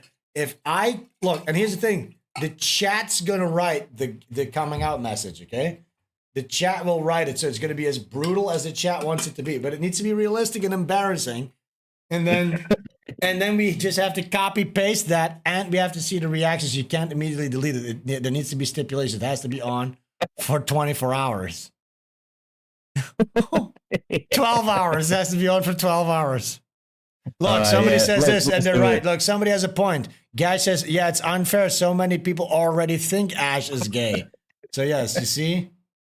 Yeah, like you got a wife and stuff, and I ain't got a bit at a minute, so it's going to be hard work. On Facebook, nobody knows about any of my life. I haven't posted anything on there, but if I post that I'm gay, trust me, Ash, my family will know about that. I'll get phone calls like, what is this? That's okay. If you think from a show perspective, what's a better humiliation? Facebook is where you're. Because I would hate to do that. Yeah, I would fucking hate it too. At Facebook, that is the one where everybody's family's at. That's the most embarrassing platform. Yeah, right. Yeah, it's real people in it on Facebook. If I would post, "Hey guys, I'm gay" on Twitter, everybody would think it was a gag. If I post it on Facebook, you're gonna get a lot of like people are gonna raise eyebrows and go like, "What the fuck is happening here?" Yeah, but all right, we're doing this. Let's do it. Let's find the games. We need a wheel and a bunch of games. Yeah, we need to think about this, guys. What would be some games that we could? Because I'm now thinking about the logistics of this. We would have to get some games that we can play fairly quickly. Is there like a website with like shitty little games that we can play? And then it needs to be. It needs to be a best like a 2 out of 3 or something like that. Yeah, I think we should do like a bunch of different games. So it's like we can test different skills that we might both have. Yeah. I'm thinking it's going to probably be more like 3 drawing games or something, probably is what I'm thinking. I'm thinking maybe 3 chess games. Yeah. Oh yeah, Jackbox. Yeah, maybe Jack. Oh yeah, that's funny. The guy who illustrates Jackbox was just complimenting me on Twitter the other day. Is that crazy? Yeah, that's cool. Yeah, the guy who does all the animations for that. He also got his first gig on Trip Tank. There's like a lot of the art community know you, but they just don't talk about you a lot. Yeah, because I'm a raging anti-Semite. Yeah, they try to stay away from me. You are a bit of a rager, aren't you, when it comes to the anti-Semitism? Look, I am the only true artist here. I don't fucking play any politics, no diplomacy. I'm just, I'll say it straight, the way it is. You know, I'm fucking crazy. Yeah, me too, man. I'm also a true artist. Where is this guy? He said something here. What the fuck? Yeah, can you stream on the Americaman account? Oh, it wasn't underneath this one. A lot of viewers. Yeah, I'm not gonna fucking stream on American. It has nothing to do with this. People will be like, "What is this nonsense?" That's a different product. You know? Wait, where is the fucking? Oh wait, I just posted this. Okay, this was just posted automatically 85 minutes ago. Oh no, wait. Let's check the Jackbox guy. Where is he? Oh, he must be underneath this. Yeah, this guy. Trip Tank was my first professional gig. Crazy. It was so long ago. That's the Jackbox guy. Cool.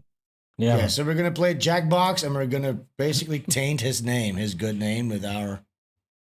Oh yeah, Jackbox is fun. I remember that. You can like draw and stuff. So I guess you played that already. That's cheating. Have you never? You've drawn things before. That's cheating. I have drawn things. That's. Wait, let's watch this. This was like a cartoon I did about the open end. Pumpkin pie and chocolate and sweets. That is what E-Rock likes to eat. All for himself, he ain't sharing a bit. That's why he has tits, he's a fat piece of shit. Anyways. Yeah, man. Was that back when Opie and Anthony were still on the air? Yeah, this was like a song contest they did on Opie and Anthony, and yeah, I did an animation of that one. Michael Howard, shout outs. He says, "Hey Sven, are you still friends with Chris Allison, aka Toonhole Chris? That was the original cartoonist who did the storyboard, comics, whatever you want to call it, for the Trip Tank tunes that I animated. You ask if I'm still friends with him. I was never friends with him. This was just a guy that I associated with professionally. So the answer is no." But yes, we're going to do this, Ash. We're going to do an epic Sven versus Ash event. We're going to play some Jackbox games. Or Mortal Kombat. We could play Mortal Kombat. Yeah, I'd play. I need to buy it, but yeah. Oh, on PS5, I can play against you. So yeah, we could do loads on that. Oh, fuck. No. It needs to be on computer because we have to stream this live here on the computer, Ash. Didn't you find a way to stream though before on your PlayStation? Yeah, but then what are we gonna do? Have one stream where we're playing video games, and then after that, a week after, we're gonna do humiliations? No, it needs to be one big event. So the games need to be played live on stream. Like imagine a stream like this. You need to be able to play the games. So it should probably be something that's not really system heavy because we don't want your computer to fry and everything to flop. I have a new computer. I can do things now. Don't you remember? Yeah, but do you have like a controller hooked up to that? Is it something you could play Mortal Kombat on? No, I can't play games on it now. Not heavy games, not like proper games. Like Mortal Kombat 3 Ultimate, though, you could probably play that. Maybe. But then doesn't have online functionality. Yeah, okay. We need to figure out what would be cool games to play. Yeah. Okay, anyways, we'll let this simmer. We're going to do this. I don't want to do it. I don't want to do it. But I don't want to do the humiliation, but I do want to win. Yeah, that's exciting. To make me try. There's a lot to lose. Yeah. But as long as it's a fair competition, I'm down. Yes, so, but this is what I was going to get into. Helgi says, Ash, Sven is gaslighting you. Don't fall for it. You make the rules. No. He doesn't make the rules. We'll both make the rules. We'll make a rule sheet with a contract in the beginning so that there's no confusion at the end. We have to sign it in blood. Yeah. Well, look, if you sign your autograph under that digitally, it's still legally binding. Yeah. And if you use a bloody hand while you do it, it's way more cool. Sure, look, you can bloody up your hand. I'm going to be so bloody when I sign my contract, dude. It's so official. Oh my God, I need to piss again. Posted something in show prep for Ash. Okay, we'll check that out in a second. We still have a bunch of stuff to go through in regards to Elon Musk. This is a pretty long show. Well, it's not even that long yet. We're only live for 3 hours. But I'm going to take a piss, and then we're going to come right back. Ash, do you need to take a big whizzer? Always, mate. Let's do it. Yeah. Guys, we'll be right back. 5 minutes. Don't go anywhere.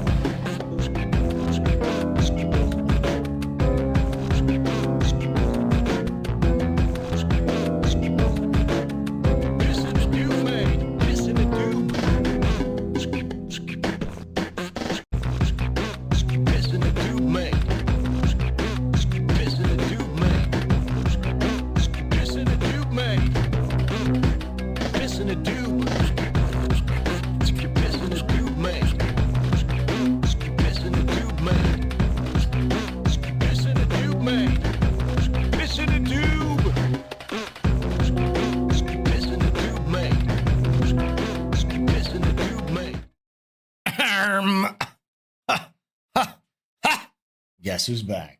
It's me. Is Ashley back? Guess what? I won. Guess who's coming at us gay on Facebook? Guess who's gay? Gash says, last fighting game I played was CS2, Soul Calibur 2 on GameCube. I think I played that on, that was number 1 on Dreamcast. Yep, win again. Tired of winning.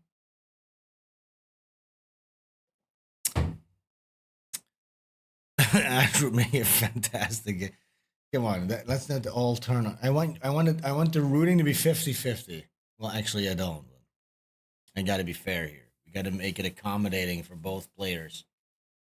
God, if I have to like come out as gay on Facebook, that would fucking suck. I don't want to do that. Imagine me having to go to Facebook and copy pasting that.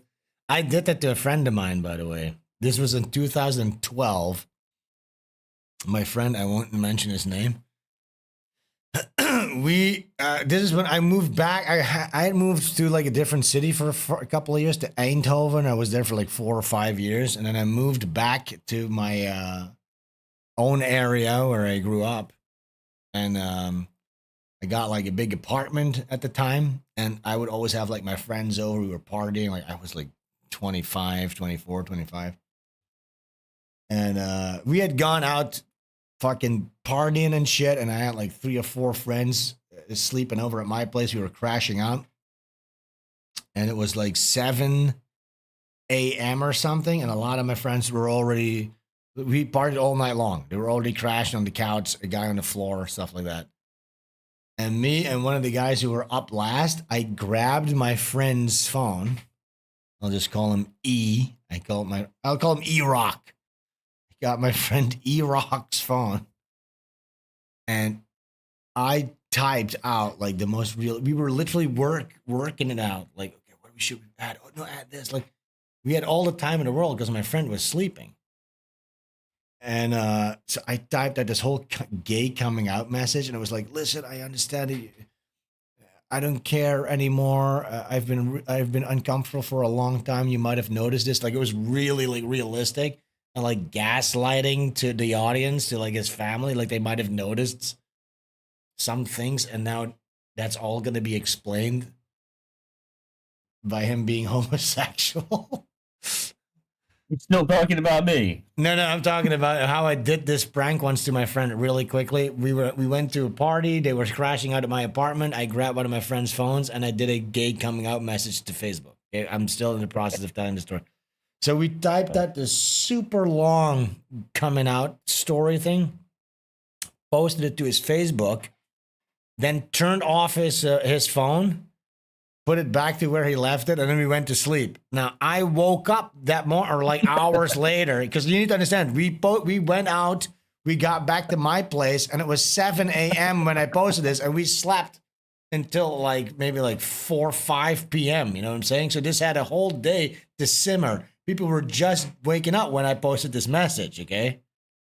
So yeah. I wake up and my friend, I'm calling my friend E-Rock just for now because I don't want to say his real name. He's on my bed, on top of me, beating me in the face with a fist. No way, you just stopped punching you when you were asleep. Yes, I'm like, fuck off! And we're like fighting, and my friends are jumping. That's a horrible way to wake up. That dude. I know. And they're like, he's like, what the fuck, dude? What the fuck? Like, his mom called him crying. Cake and pie and chocolate. What the fuck? His dad was Italian, by the way. Like a traditional Sicilian Italian immigrant. All his uncles knew everything. I look at the message. His cousins and his nieces and everything underneath. Listen, it's okay. We will still accept you the way you are. And it had like hundreds of likes, and like it just to someone that dude. This became our whole town. This became like way too big. Like I did not anticipate it to become that big. And I was laughing my fucking balls off, and then I was like, "Oh my god, I can't believe it. Like, what are we gonna do?" You know what I'm saying? Like, this is really bad. And I remember even later on, like even like years later, when I went to his wedding, Like his Italian uncles, they would like side eye me a little bit, and I would just stand at their table like, "Hey, fellas, how you doing?" And he's like, "By the way, what you did to Enrique with that Facebook post a couple of years ago, this was like 8 years later, you know." They're like, wow, that was really not cool, man. Like this really became like a, oh fuck, did I just say his name? But yeah, that became like a huge fucking. That became huge. Yeah, man, that is a crazy thing to do. But it was the best prank ever. If someone did it to me. Yeah, but now you're gonna be the one doing it to yourself. Maybe if you lose. If I lose. And it has to be you up. have to do it if I don't. Let's say, how long does it need to be up, the message? Because we sort of... I can't, I don't know if I can't, I don't know if I can sign up. No. That would be so bad. I can't even imagine people commenting on that. Oh my god, that would be so horrible. I know, yes, I know. Imagine your cousin going, oh it's my okay. god, family. But I'm just thinking like people I went to school with or I just hadn't spoken to in ages. No, it's going to be your like, family. Oh, no. Your family going, it's okay, we support you. Oh god, I could not. Yeah, people trying to be supportive and liking it and putting a heart on it. Oh my god, I could not handle that. I don't know if I can sign up. Yeah, you have to do it, Ashley. Come on, fuck it, dude. YOLO. You can after you go. This was a prank. Somebody so you could ruin it by doing something. What do you mean? No, definitely not. I'm in the same boat. Even worse, I have more followers than you. Yeah, that's true. All right, well, we'll think about this whole thing. Oh, yeah. Well, I have another Elon video here. It's pretty cringe, too. I kind of want to watch the whole Elon appearance. Look at this. I think you're bigger. I mean, Doge started out as... Look at his movements here. Look at this, Ash. Like, I think you're bigger. I mean, Doge started out as a meme. Think about it. And now it's real. Isn't that crazy? It is crazy. But it's cool. Like... Yeah, it's very twitchy, isn't it? Is it cool? I don't know what it is. I think you're bigger. I don't know if it's that cool. As a meme. Think about it. And now it's real. Isn't that crazy? It is crazy. But it's cool. Like, it's not that cool, to be honest. Okay, we have a couple more things here. We got this came out today. So last week we had those airplane crashes at the Delta flight. Drop it! Did you see this, Ash? Whoa. Oh, I thought they were even scary. No. Is this a plane crash into the snow? Why is all these planes crashing, dude? What the fuck? Yeah, I'll explain to you. We'll get to see real quick. So this plane crashed, a Delta plane in the United States. God. Wow, that's fucking crazy. Yeah, that's ice. Oh my god. And then people found the TikTok video that of this airliner.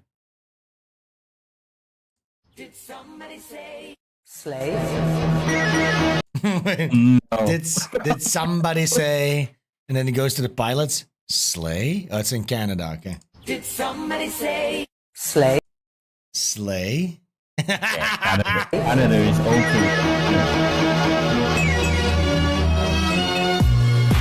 Did somebody say slave? Damn, these bitches are powerful. Now, when this got posted, people were like, come on, don't jump to conclusions. Blah, blah, blah, blah, blah. This is a misogynist. How dare you? And then today, this news came out. Breaking. Kendall Swanson, a 26-year-old woman, allegedly crashed the Delta flight upside down in Toronto, raising concerns about inexperienced pilots in major airlines. As pilots once needed 1,000 hours of rigorous flying, Swanson had only 250 hours of flight time, prompting questions about hiring practices. Well, I don't think it's about time or hours or experience. I think it's about being a woman. Gender. Yeah. Imagine, dude, stepping on an airplane and it's this dumb bitch. I could not. If somebody come on the radio and this is your pilot speaking, but it sounded like a woman, I have to get off. I can't. I literally can't. I'm scared of flying anyway, even with a man flying. Yeah. Never mind. I could not. I'm scared when I'm. When I'm sitting at the gate, I'm looking at like, cause when you're at the gate early, you get to see the pilot and the crew come in, right? And I'm gauging like, okay, there he is. There's the pilot, and it needs to be an old, burly, white type of guy, kind of nerdy looking, just a white guy. Yeah. Or here in Indonesia, you can see like a wise Asian man. You know what I'm saying? If it's anything other than that, like they've got some sort like a competence behind them. Something behind the eyes. There needs to be wit. They have to have some wits about them. You know what I'm saying? Yeah, definitely. Can't just be some fucking dumb bitch or a black person. Sorry about that. But I don't want a black pilot either. No, because they're not truly in reality. And you need somebody who's actually in reality to fly a plane. Yeah. Okay. Now we have this. Oh, this was actually something I wanted to show after Elon. There's a new proto clone synthetic. Now you tell me what you think about this. Now, bipedal musculoskeleton android. I don't know what this necessarily means. Does that mean that there's no like nuts and bolts in here, but it's like fiber? I just don't believe any of this. I do. But look at this. I don't know.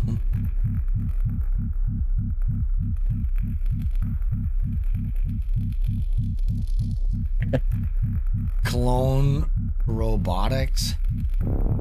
I mean, this could be anything. Like this just not. People are like any shape.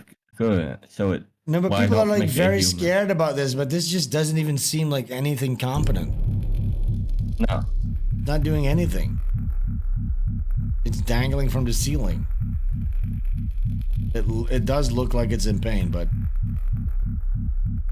I mean, it's impressive that robots are doing that, but is it impressive that it's doing this? It's just doing this. Like people are really up in arms about this, but it's doing nothing. This could just be an art installation that has barely any functionality. You know what I'm saying? Yeah. But I just wanted to show it in case this does turn out to be the next like a crazy nuts thing in the future. Have you seen this, Ashley? One from London. I'm currently doing philosophy and Japanese at Manchester. Correct. Ricky Gervais. Okay, I'll really fill you in real quick. You know who this is? Milo Yiannopoulos. Wild. There is something about where like guys like this who become like influencers later in life or like political influencers, they always seem to have like this history where they appeared on TV shows like Dylan Mulvaney, for instance. You know, you have him doing it, and then he wasn't. Yeah, there's just this attention. Alex Stein. I think Alex Stein are on like a quiz show. Yes, Alex Stein. So they want to appear on shows. They want to become. It's this ego trip. Oh wait. Jesse says, I was on Who Wants to Be Moved. Oh, there you go. Yeah, not a psycho. Not a fucking psycho. Wait, Jesse, is there footage of that? Please send me that. Why were you on Who Wants to Be Moved? In the seat getting asked questions by the main guy, or were you just on the edge trying to buzz him? Oh, wait, Jesse actually told me about this, I think. Did he? Yeah, he told me about that, I think, sort of. It didn't click with me. Oh yeah, you told me about how this was when we were talking about the comedy special. How they put like people in certain spots. Yeah. Okay, Ash, Jesse, what drove you to do this? Because there seems to be a pattern here where internet guys. It's the desire to be famous, I guess, isn't it? The desire to be famous. Jesse, do you have a desire to be famous or to be seen? Something like that. Like, what is it? Because, yeah, Alex Stein, Milo Yiannopoulos, Jesse P.S., Dylan Mulvaney. Jesse met Regis. A need to be seen. I think that's what it is. Yeah, the guy who played Jesse in Breaking Bad, he was on a quiz show and all before he got his role. Jesse says $1 million drove me to do. You know what? That's fair. Yeah, true. That is fair. You have to be pretty confident in your general knowledge, though. Yeah. How far did you get with a Weekend Millionaire, a 1 Millionaire, or whatever it's called? Ash or Jesse? Why Ash and Jesse's is very similar in my brain. Let's watch this real quick, though. Correct. The strongest link is Milo, as he was the only player to bank money for the thing. Cheat. Correct. Hasbro. Correct. Board. Correct. He seems a lot less flamboyant So here. Milo, what sort of lawyer are you going to be? I think he'd have something to do with intellectual property or copyright. Oh, not a judge. A lot less, ideally, a lot more subdued and humble. Correct. 6. Correct. Manganese. Correct. Gods. Correct. I. Correct. Great Ormond Street. Correct. Milo. Milo. James. James, why Milo? Because he's younger than me, better looking, and he's wearing our curtains. Milo, you are the weak asleep. Goodbye. I'm incredibly annoyed that I got voted out at such a late stage. James's reason for voting me off was that I was younger than him, which is true, but I'm better looking than him, which is also true. I'm wearing his curtains, which clearly isn't. She once said something mean about Scotland, and Scotland started crying. This bitch. I remember in the Netherlands they got this show, and then they basically like a copy paste of like a mean bitch. Like what? The concept of this show, I guess, was you needed to have like a mean bitch host. Yeah, she said some really mean stuff about people. Yeah, she would constantly say like mean shit. Yeah, sorry. I mean, that is kind of like a good concept, I guess, like to have your show host. She's needlessly mean to people. Yeah, she's like roasting people, but not even like in a jovial wink type way. She's just, oh, look at it. No. She was like this super stern, bitchy librarian cunt. She was like, fucking bad. Like, she would just be like super mean to people. Like, what's the point of that? Yeah. It's out of pocket, dude. It's like that. I remember I went to that in Chicago. I went to that hot dog place that had like the black people that roast you. Although when I went there, they didn't do it. They were tired, I guess. They didn't have it in them. Do you know about that place? No, I never even heard of it. All right, let me show you. I think, what's that dog called again? That puppet that always was on Conan? The insult dog? Yeah, I guess Ashley is completely. I hear that. No, if you're asking me, I have no idea. I don't know that much about. This is a Conan bit about that, but it's a really famous place where like black people roast you as you go to their hot dog stand. It's landmarks here in Chicago, but none is more loved than the Wiener Circle. Let's face it, people love the Wiener Circle.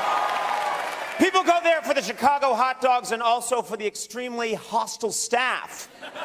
See, they put down the customers who in turn yell back at them. It's a tradition. It's fun, it's intense, it's very, very vulgar, all right?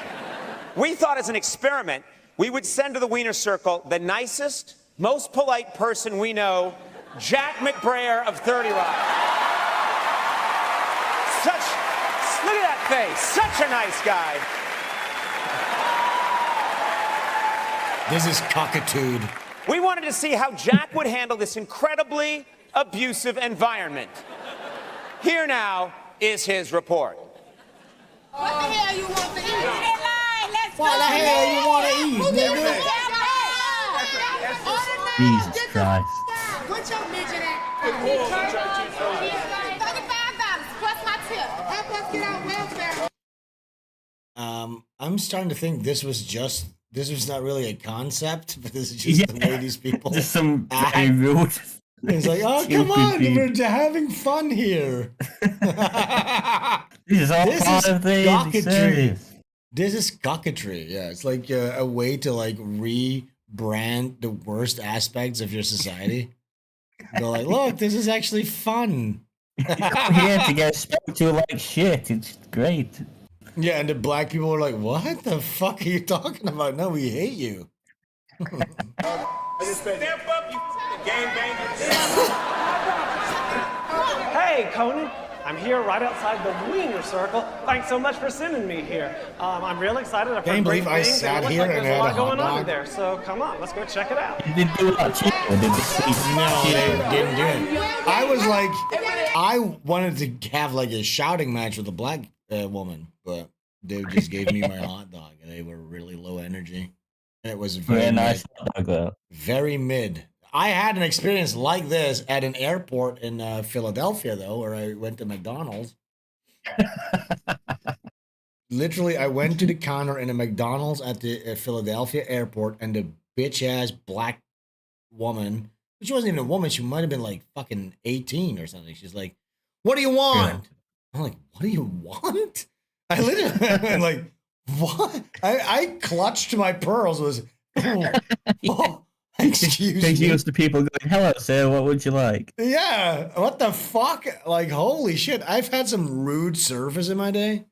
By the way, never here in, by the way, if you want to get like some nice service. Yes, if you want to get served like you're like the prince of Egypt, come to Bali. They by the way, I'm going this weekend. I'm taking a weekend off. Yeah. I'm going to a resort. I forget what the fucking name is, but it's gonna be. You're always in resorts, you man. Yeah, why am I doing that? Because it's the raining season here, Ashley, and the rain season is almost over. So what I do is on booking.com, because I have traveled quite a bit, not anything crazy, but I've traveled enough, and I always book through booking.com. So I get like they call it genius points or whatever it is, you know what I'm saying? Yeah. So you get like ranked up. It's like a video game. They gamified the booking of things, but I'm at like a level 3. I'm like so you know, like the more you use them, the more discounts and stuff you get. Mm-hmm. So I'm getting a lot of discounts, but on top of that, because it's the rain season right now in Bali, and it's like it's not a tourist season, prices are already down. So I'm going to like a fucking epic resort, huge suite room, fucking bubble bath, all this shit, and it's like $30 a night. That's fucking cool, that man. Yeah, so it's that's like, cheaper than like a shitty travel lodge in this country. But dude, so that's the thing. So I'm like, I gamed the system with, I'm like having discounts upon discounts. Plus, I live here. Look, I understand. If you look, everybody wants to go on a holiday, but I already live in a holiday destination. So it's nice for me and my wife to like once in a while, like, we don't do this too often, but it's like, you know what? Like right now, like I've been working really, really hard on Butch Killigan. I'm like fucking 30 pages in already, okay? Yeah. Well, on the third book? On book 3, yeah. Wow. And I'm like, you know what? Because here's what I start to feel, and this is because I'm here.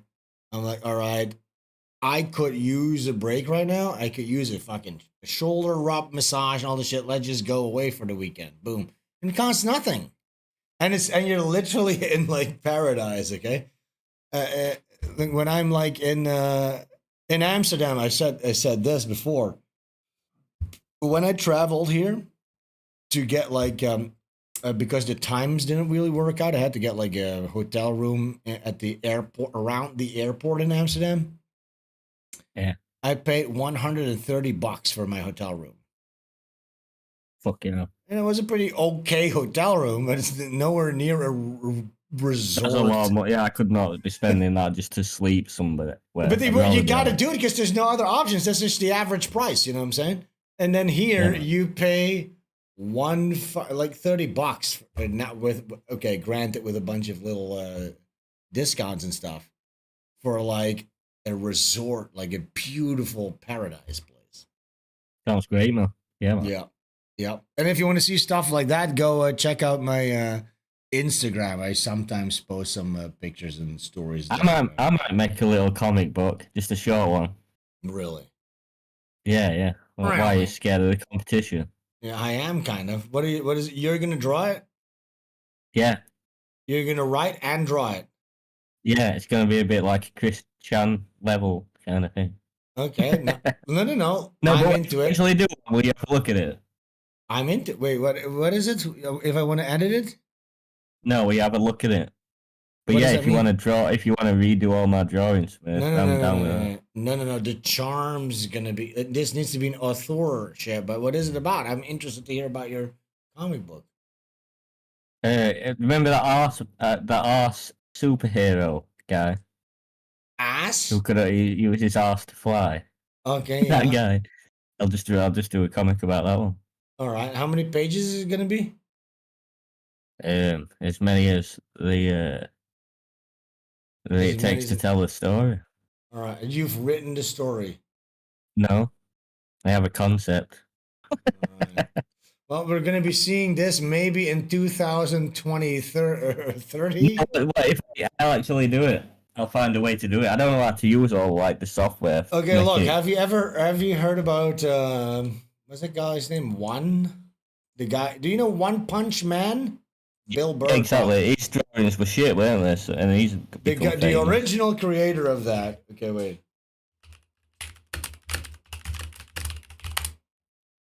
So you had the original One Punch Man comic. It looked like this. You see this?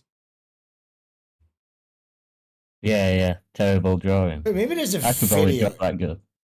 You won't even be able to draw it that good? No, I can probably draw that good.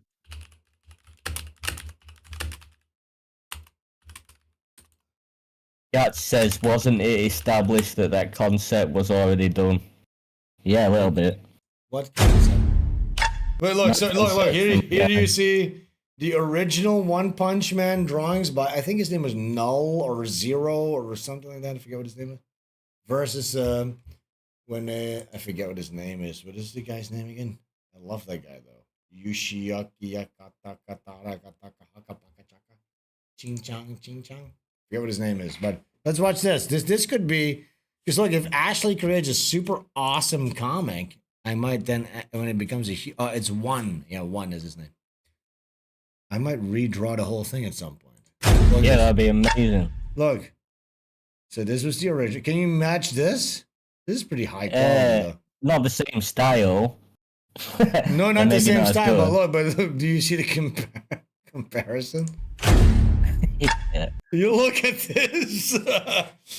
We need to get, what is this guy's name again? Because this guy is so fucking awesome. This guy, it's not even necessarily my favorite mangaka, but this guy is so good. Like, it might be top 3 best mangaka right now around. This guy. What the fuck is the guy's name again? It's Yoshi something. Oh,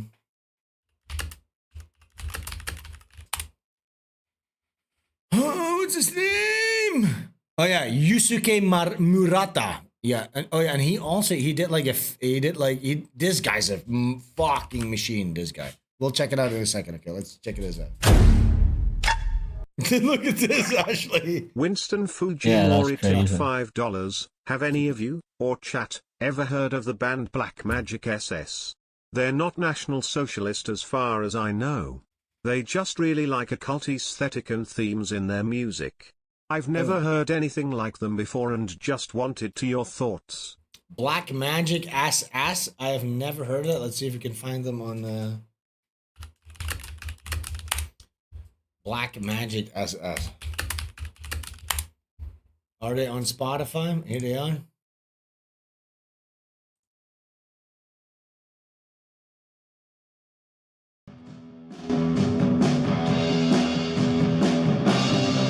Yeah, sounds like a stoner metal. We'll play out the show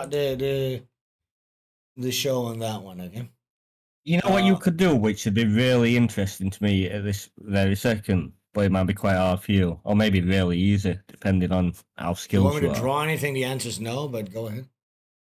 You don't have to draw anything really hard. How would you draw if somebody was pointing right at, say, the quote-unquote camera of the drawing? How would you draw somebody pointing right at it? How would you go about doing that? Pointing at the camera? Yeah. Dude, I'm so drunk right now. It's okay, you don't have to do it. I should have put the pressure on. No, you shouldn't have, but now here we are. Here we are. Yet here we are. You shouldn't have done that, but not yet. Here we are.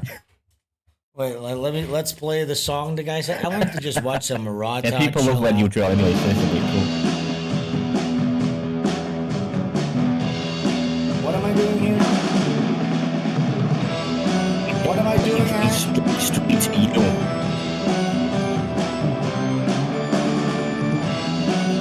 Yeah, amazing. It's just in your mind and then...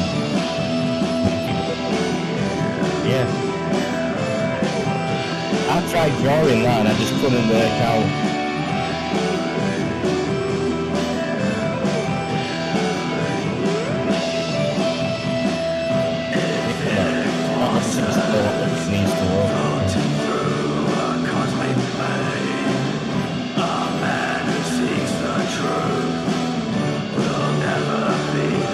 Look at this.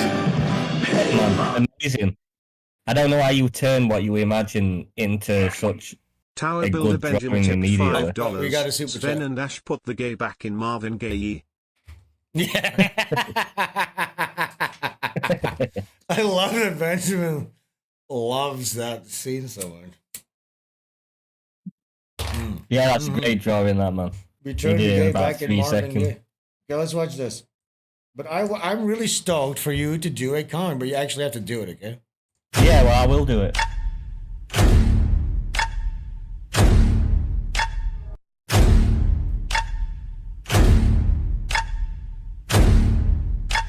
Yo, this is fucking awesome. Look at this nigga, dude. Holy shit.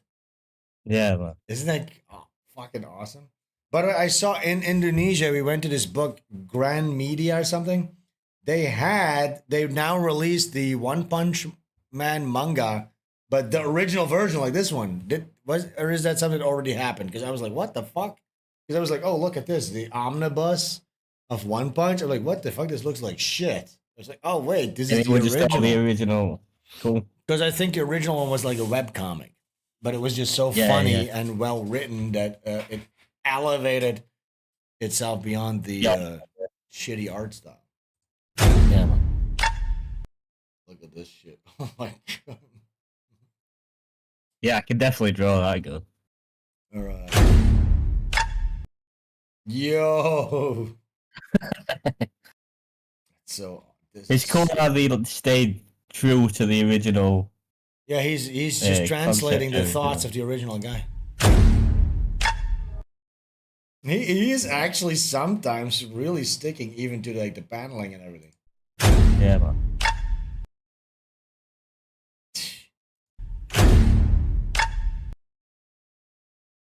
Yeah, this is a little bit more epic. Yeah. Top down shot.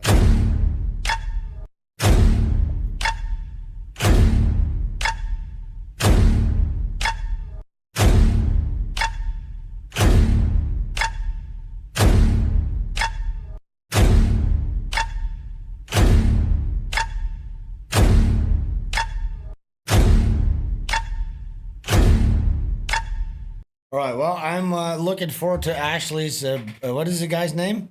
The superhero's name? Yeah, I haven't decided yet, but Arseman for now. Arseman. Okay. You need to get the domain name for that. Ask Jesse. The first thing you do is get the domain name. Yeah.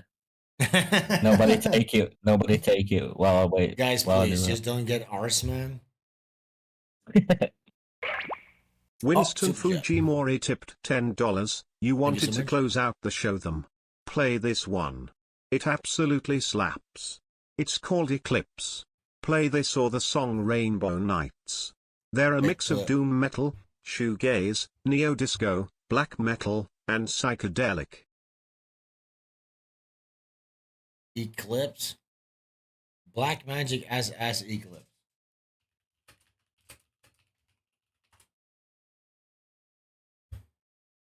I don't know if this is it.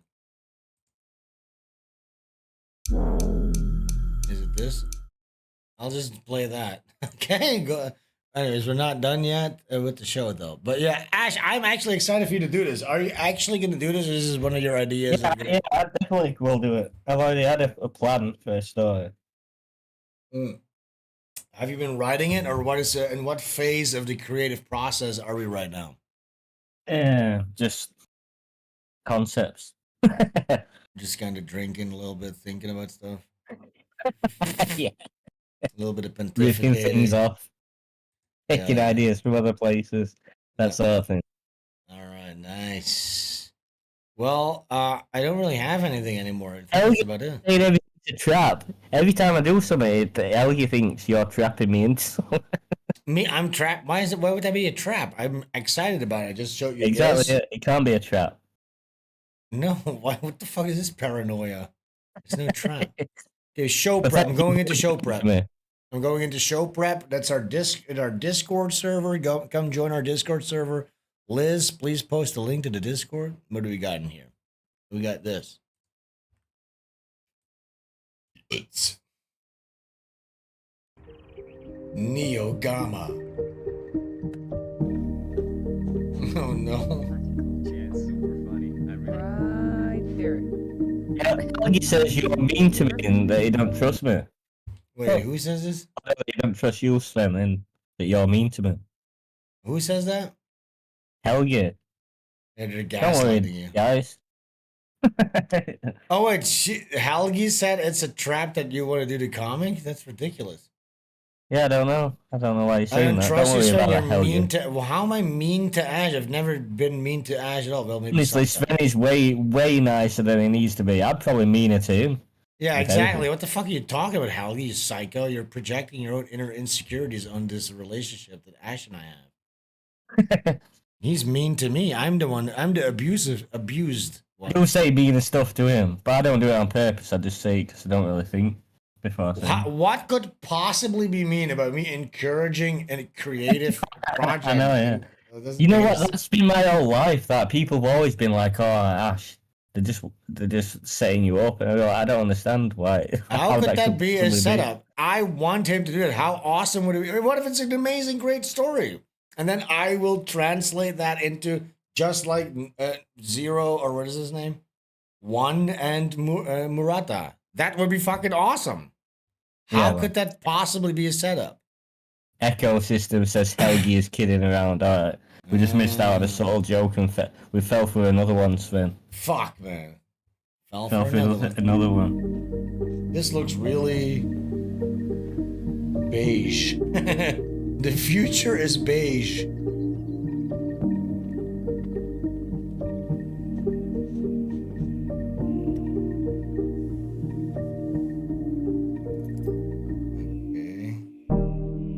No. You don't sit on the couch, though. Go stand in the broom closet. Will you allow your bot buddy to sit on the couch? Like, that seems inappropriate. How's this? Perfect. Ash? You want to say? Were you asking me a question? Yeah, I asked you, will you allow your bot servant to sit on the couch? If you were programmed to do that and nobody else was sat there, then yeah. I guess. Why? He doesn't need to rest. He needs to stand in the broom closet, is what I'm saying. Yeah. That should be where he's programmed to get out of the way. Yeah, go stand somewhere in the corner, please. I know.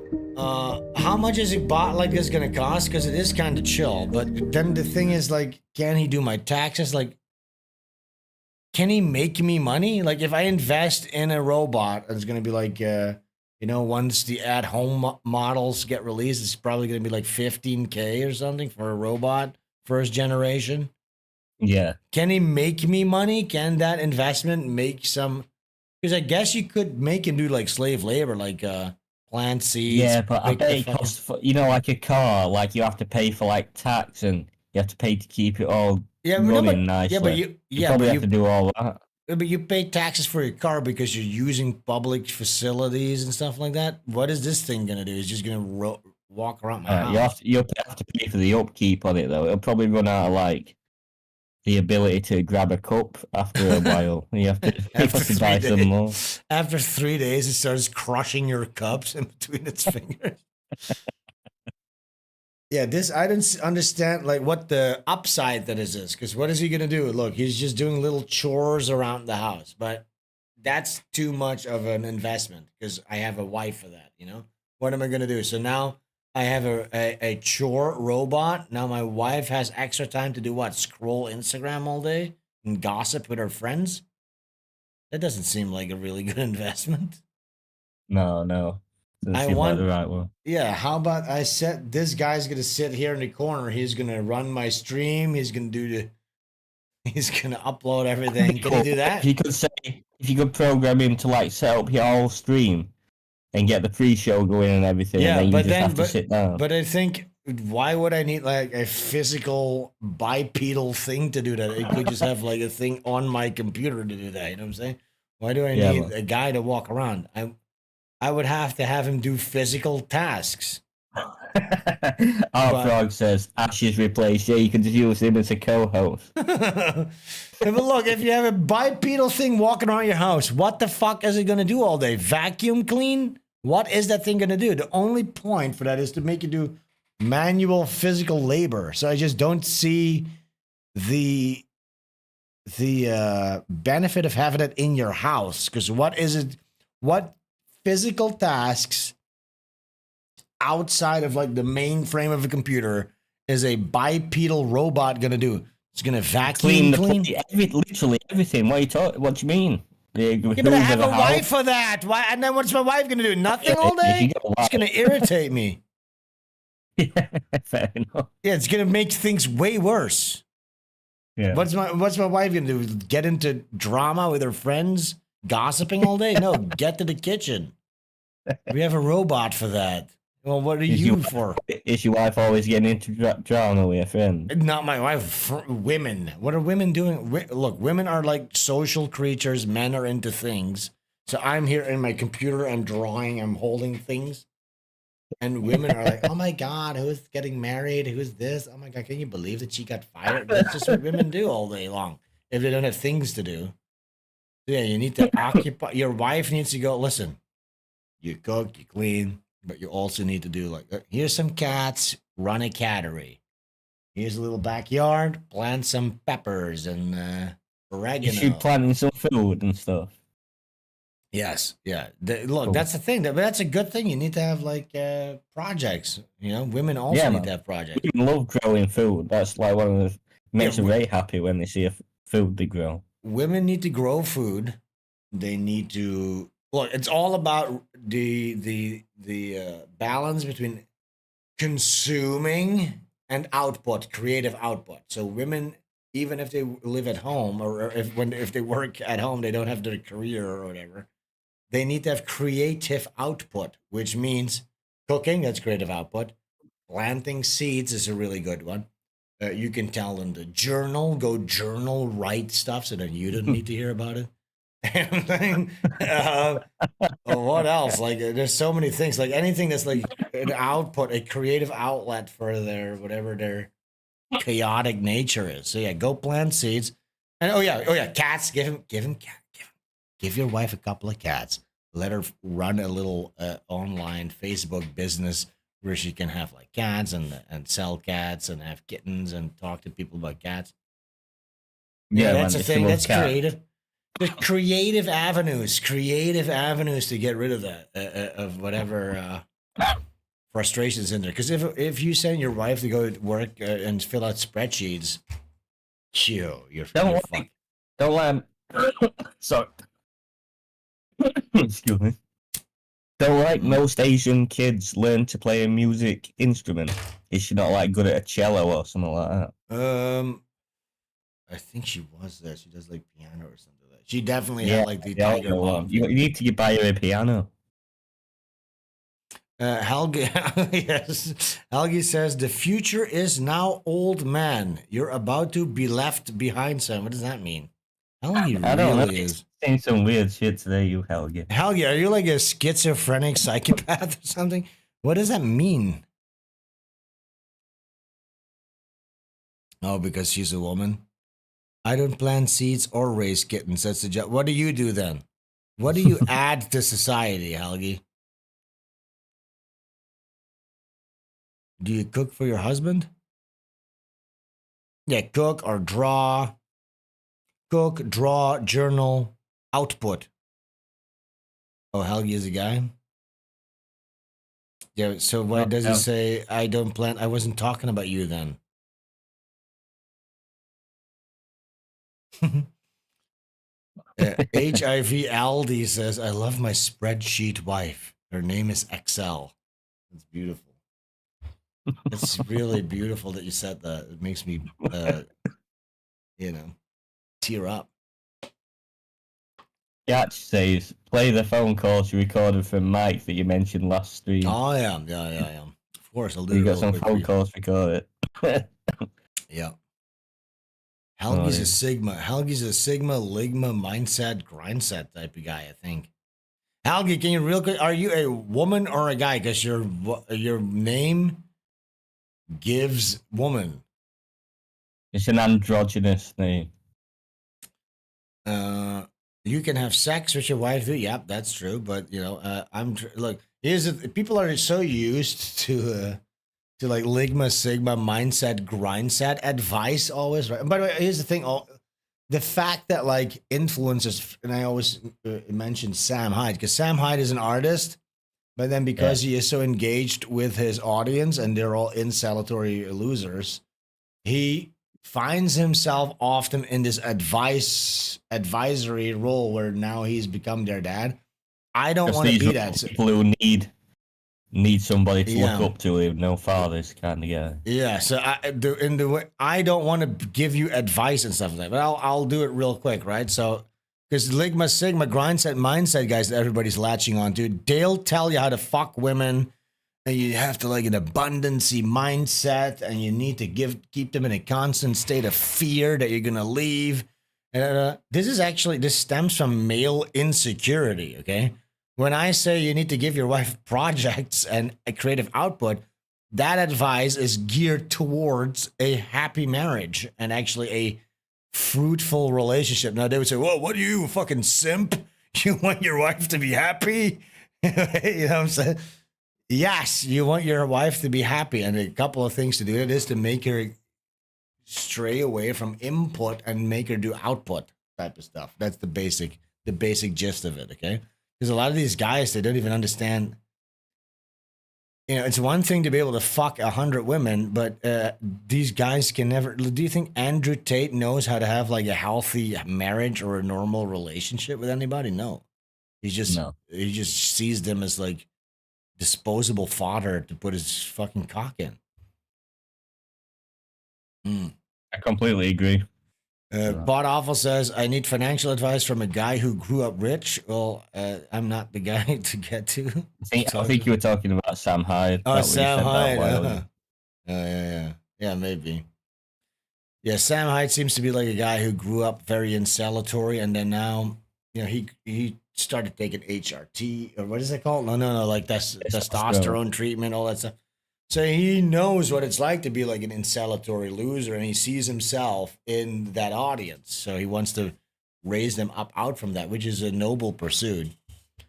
But there's a point where you get too much advice, and then all they're doing is listening to a man all day speaking about what they should do while they do fuck all. And if you drift into that mode where now you're an advice guy, like that also is like elevating your own ego. Because what are you? You're the guy who knows how everything works.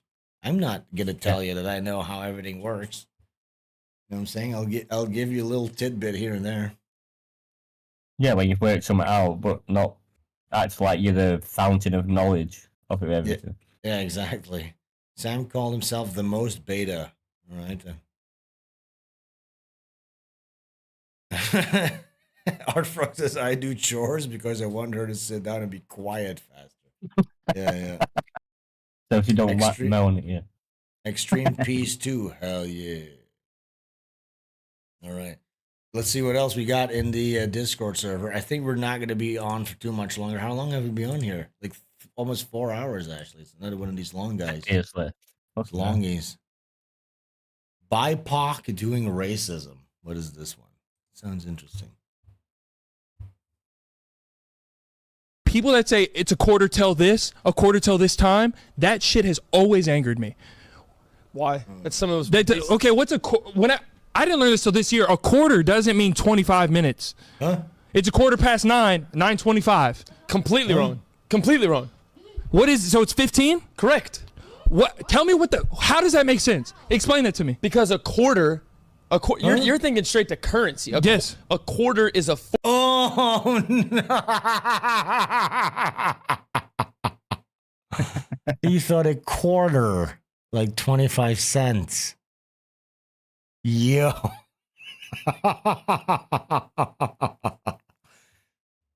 Oh, that's all a quarter is. Well, okay, a quarter is a fourth of anything. It's a fourth of anything. Don't think of the actual. I don't understand that. A fourth. A quarter of 10 is 2.5. It's 2.5, 25. Where is this 15 coming? Yeah, where's 15 coming from? 60. An hour is 60 minutes. So if you break it into fourths, a quarter 25, is 15. 50. When did we start speaking in currency? Like when I say it's $1.30 until 18. What am I supposed to like? What is? It's $1.30 till noon. Who are we? We're not. Even though they're stupid. I can't even believe this is something that's really happening here. This is like that black guy that was catching his own shit. Remember that guy, Ash? Yeah. Do you remember him? Wait, real quick. Black guy catching shit. Real quick.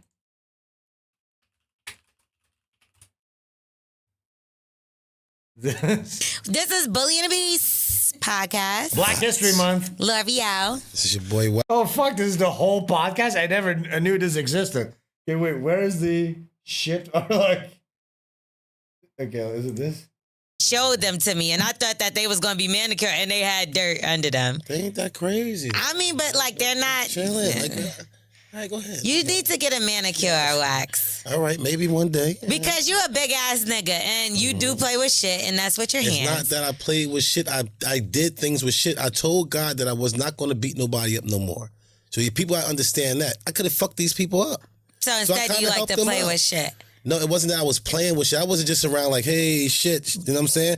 I shit it in a tissue, just like we all touch shit before. No, I've never shitted in a tissue before. You touch shit every single day if you shit. Like, you don't wipe yourself? It got shit in the tissue when you wipe yourself. You don't know how to get the... Why are you touching the shit? The tissue is for the shit. That's what I'm saying. You grab shit all the time. No, you're not saying that. You don't. Yeah, you You're wipe. Not wiping, you grab the shit. You don't grab. Why are you grabbing shit? Hold on. Do you got shit stuck in your ass while you're taking... So you telling me that y'all just let the doodle fall in the toilet? Y'all don't catch it every time? Yo. I am about to leave, bro. How do y'all take a shit? Oh my God. I'm about to see this shit wrong. I've been catching my shit all these years. Nah, I'm more disgusted than I feel like I can't continue. What do you... What the fuck is going on, dude? Insane. No, look, my concept is guy's joke of short. No, you can tell. He's like, what? Because this organically happened. This revelation happened organically. This guy is not smart enough to come up with a bit. Dude, this is 100% real. This is real. You're coping. You just want to believe humanity can be this bad and this backwards and retarded. This is real. You can tell.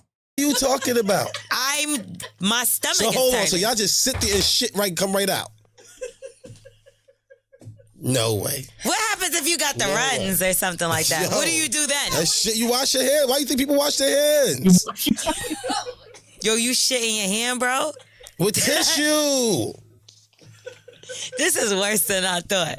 Like, I thought it was some other shit. Like, but this is so some you tell me shitty I shit. just sit there and just let it fucking shit in the toilet? Where's your pee go, dumbass? Yeah, that's pee is easy. I don't know. I just always shit it in tissue. So you throw the shit in the garbage instead of let it No, flush I down the just throw it toilet? after I fucking do it. I just throw it right in the toilet. This nigga garbage stink like a motherfucker. That nigga shit in the tissue and put the shit in the garbage like he a dog. I don't put the shit in the toilet. I mean, I'll put it in the toilet. You don't put it in the toilet. I don't put it in the garbage. I put it into the, put it in the toilet though. Yeah, how you pick up your own poop off the curb? Like you really a dog. I don't know. Y'all should try that then. I'm gonna get you that's better. Pooper scooper. That's a little easier for you. I can't believe I ain't never did that, yo. I can't believe you're so disgusting. Yeah, actually, Stephanie. They're just gonna let him get away with this? They're just gonna let him get away with this? This nigga is the most nasty, disgusting, literal piece of shit. Anyways, this sounds like a great podcast. I recommend everybody watch this. Okay, this $1.30 till 18. If you fused currency and military time, people are gonna think you just walked out of a spaceship. All right, that's some retarded ass niggas. You know what I'm saying? What else we got here? Oh, that's Milo. Oh, here's Aaron Paul on The Price is Right. Jesse from Breaking Bad. I always hated him. Always hated him. But the show was so good that I could still watch, even though I hated one of the main characters. Look, he's like acting. He's trying to make like a name for himself. Yeah, right. You need to be as crazy as possible. Yeah, you need to be an absolute complete fame-hungry faggot. You have to stand out. Okay, well, I guess that's it, guys. I don't have anything else. I look forward to Ashley Butterfield actually making his comic. I'm looking forward to checking that one out. Yeah, man. It won't take that long because it's not going to be as good as yours, obviously. It won't actually be good. Well, you need to actually start on it. Yeah, man. You need to start on it, and I'm looking forward to that. And I thank everybody for hanging out on SvenStreams. We're rebuilding, starting from scratch again. Well, this time for real. Go up to SvenStreams.com. We're still rebuilding the archives, though. Go check out Butch Killigan right here if you haven't caught up yet. First 2 books, Butch Killigan 1 and 2, are now available here. You go to X, click on that link. That's about it for now. And for us and Ashley, well, I think next week we're going to be doing the art stream. Not sure yet, with Liz and Mike Inc. That's about it. Thank you guys so much for hanging. I'll play that song that was recommended. What was it again? Black Magic? Here we go. Actually, I guess I'll just... All right, Ashley, thank you so much for hanging out. And thank you, everybody in the chat. See you guys next week. Friday, 7 p.m. EST. Goodbye.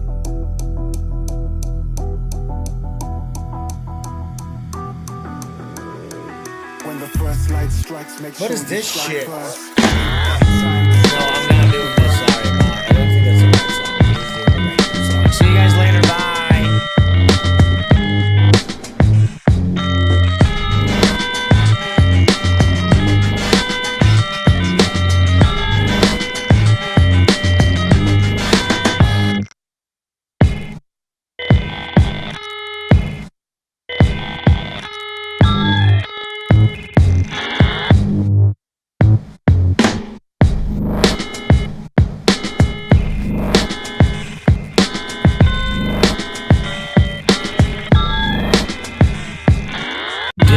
Link in the chat. Click that Discord link. Join the Discord.